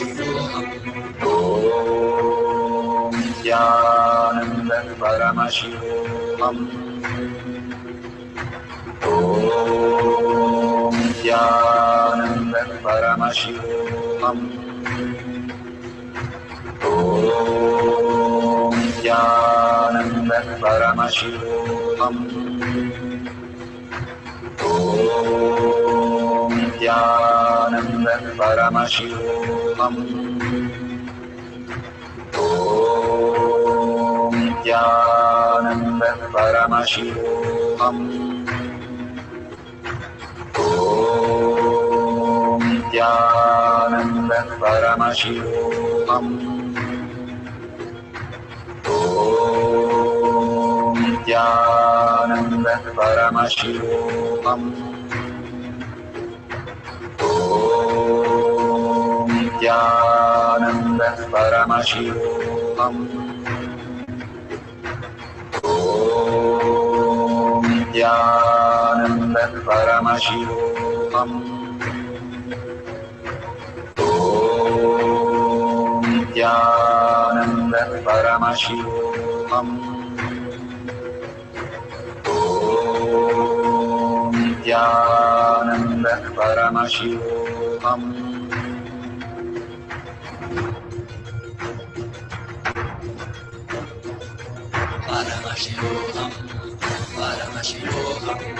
Let Paramashiva's third eye manifest in all our third eyes.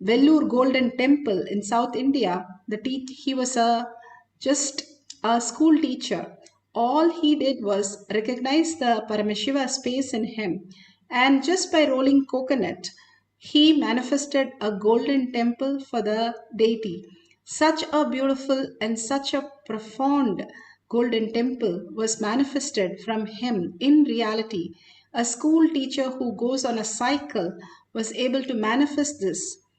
Kannappa Nayanar was able to manifest the reality just in 7 days. He was nobody other than just a tribe. He has no idea of God. He has no idea of connection. All he did was feeling connection with that as Paramashiva. All that he understood was the pure love. When you have a pure love and you know that your pure love is towards the ultimate consciousness, it becomes reality. Nisarga Datta, just in about 3 to 4 months, he was enlightened. So many references are there, how they just got the experience of oneness. All we need to do is surrender all our identity, which is not helping us in any way. That's what Bhagavan said. The past is no use. It's a garbage. How will you analyze what's in the garbage? You will never do that.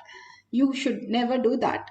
It is only stinking. So you have to move to the power over present now. Bhagavan beautifully says, how you hold Paramashiva in your inner space continuously, you manifest all the reality and all the auspiciousness. It's very simple, but holding that in our inner space, the thoughts keep coming into as though we are achieving anything. That's what Bhagavan says. The dogs are always busy, but they don't do anything. That is what it says. So same way Bhagavan says, we are always busy, but not doing what we came here for.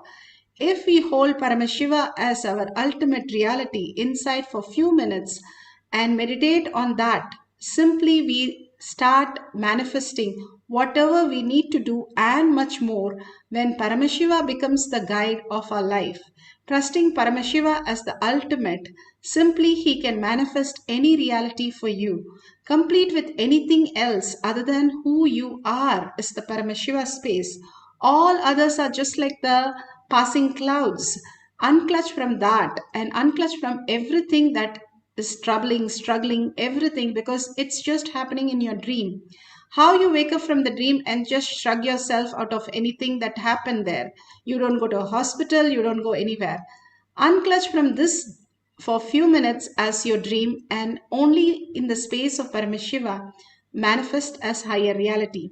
If you're measured and if you're experienced, you can share it in any social media you are connected.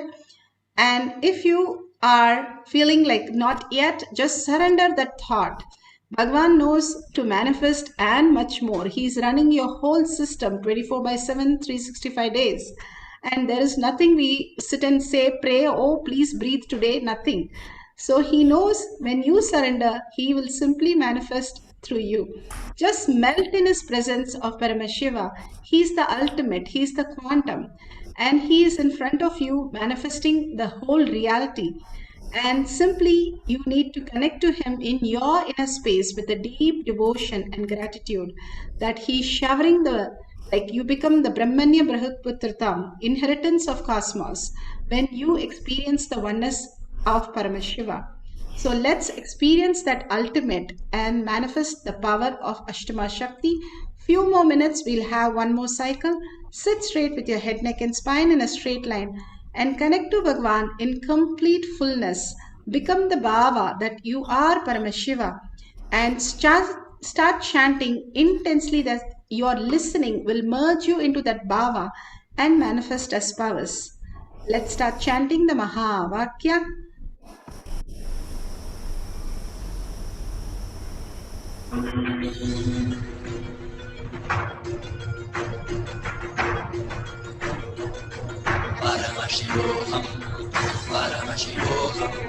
Let Paramashiva's third eye manifest in all our third eyes.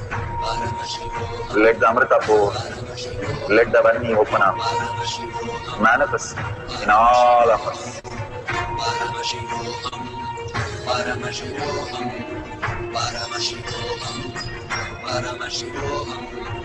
Let Paramashiva overflow, manifest the powers in all our third actions. Om Nityananda Paramashivam. Om Nityananda Paramashivam. Om Nityananda Paramashivam. Om Nityananda Paramashivam. Om Nityananda Paramashivam. Om Nityananda Paramashivam. Om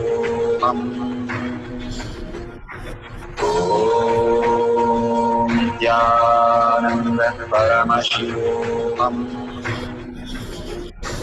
Om Nityananda Paramashivam. Om Nityananda Paramashivam. Om Nityananda Paramashivam. Om Nityananda Paramashivam.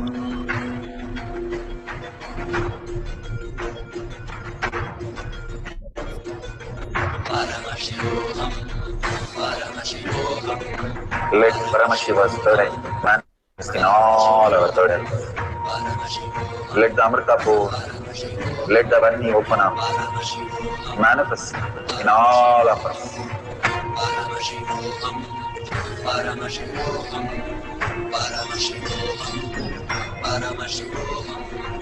Let Paramashiva overflow, manifest the powers in all our third actions. Om Nityananda Paramashivam. Om Nityananda Paramashivam. Om Nityananda Paramashivam. Om Nityananda Paramashivam.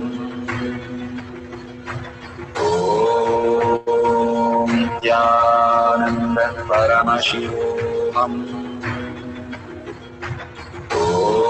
Om Nityananda Paramashivam.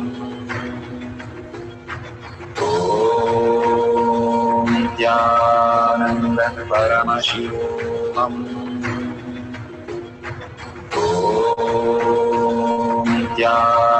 Nityananda Paramashivam.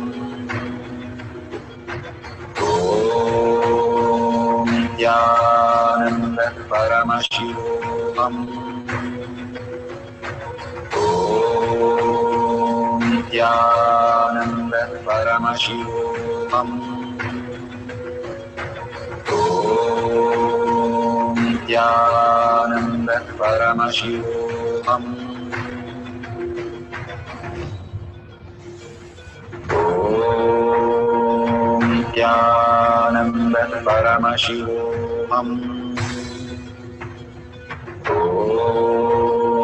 Nityananda Paramashivam. Om Nityananda Paramashivam.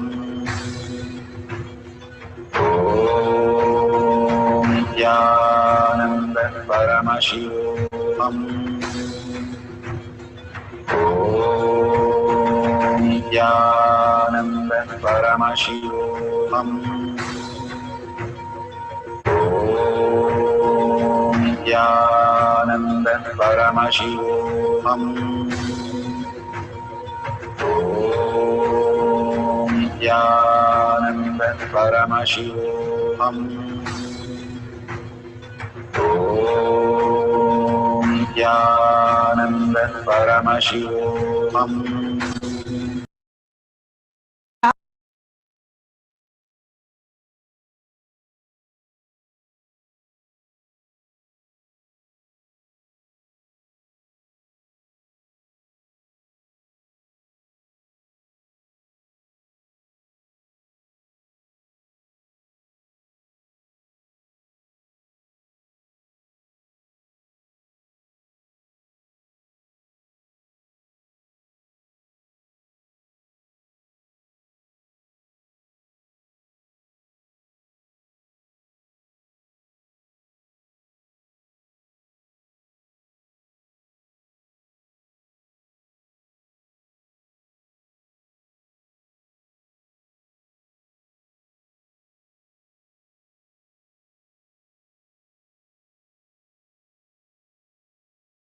as Ashtam.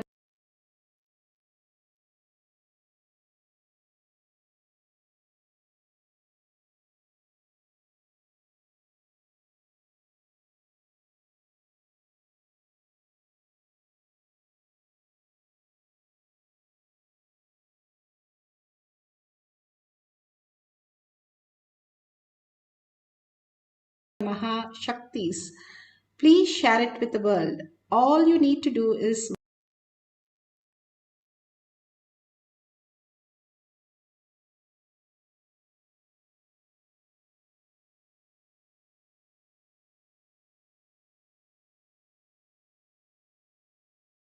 whatever he have a gratitude to share and thank Bhagwan in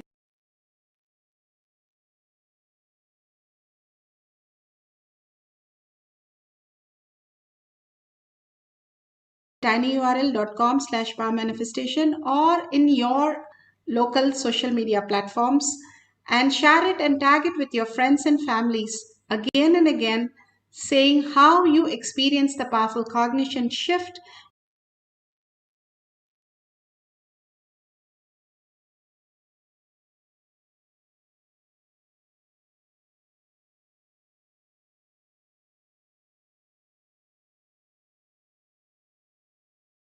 and the power manifestation becomes. She can share all these great truth, and like others sharing, if you go to Kailash Kotiad Manifesting Power page, you will have tons and tons of power manifestation and powerful cognition. You can share with the whole group and your families and friends those beautiful sharings also.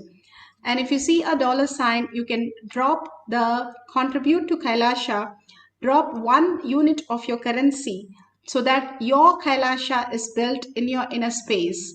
Beautifully, all these are given for us to manifest our reality. The shortest distance is simple integrity, simple obedience. Whatever you offer to Bhagwan's lotus feet, simply that will manifest enfold in your life as auspiciousness and abundance. So thanking each one of you here, thanking Bhagwan for the ultimate experience of power manifestation. Let's surrender all this power and powerful cognition to Bhagwan's lotus feet. And with that, thanking Bhagwan with a deep earning, let's end this session with the Purna Mantra. Om Purnamada Purnamidam Purna Purnamudashyate Purnasya Purnamataya Purnameva Vashishyate. Om Shanti Shanti Shanti Hari Om Tat Sat Sarvam Bhagavate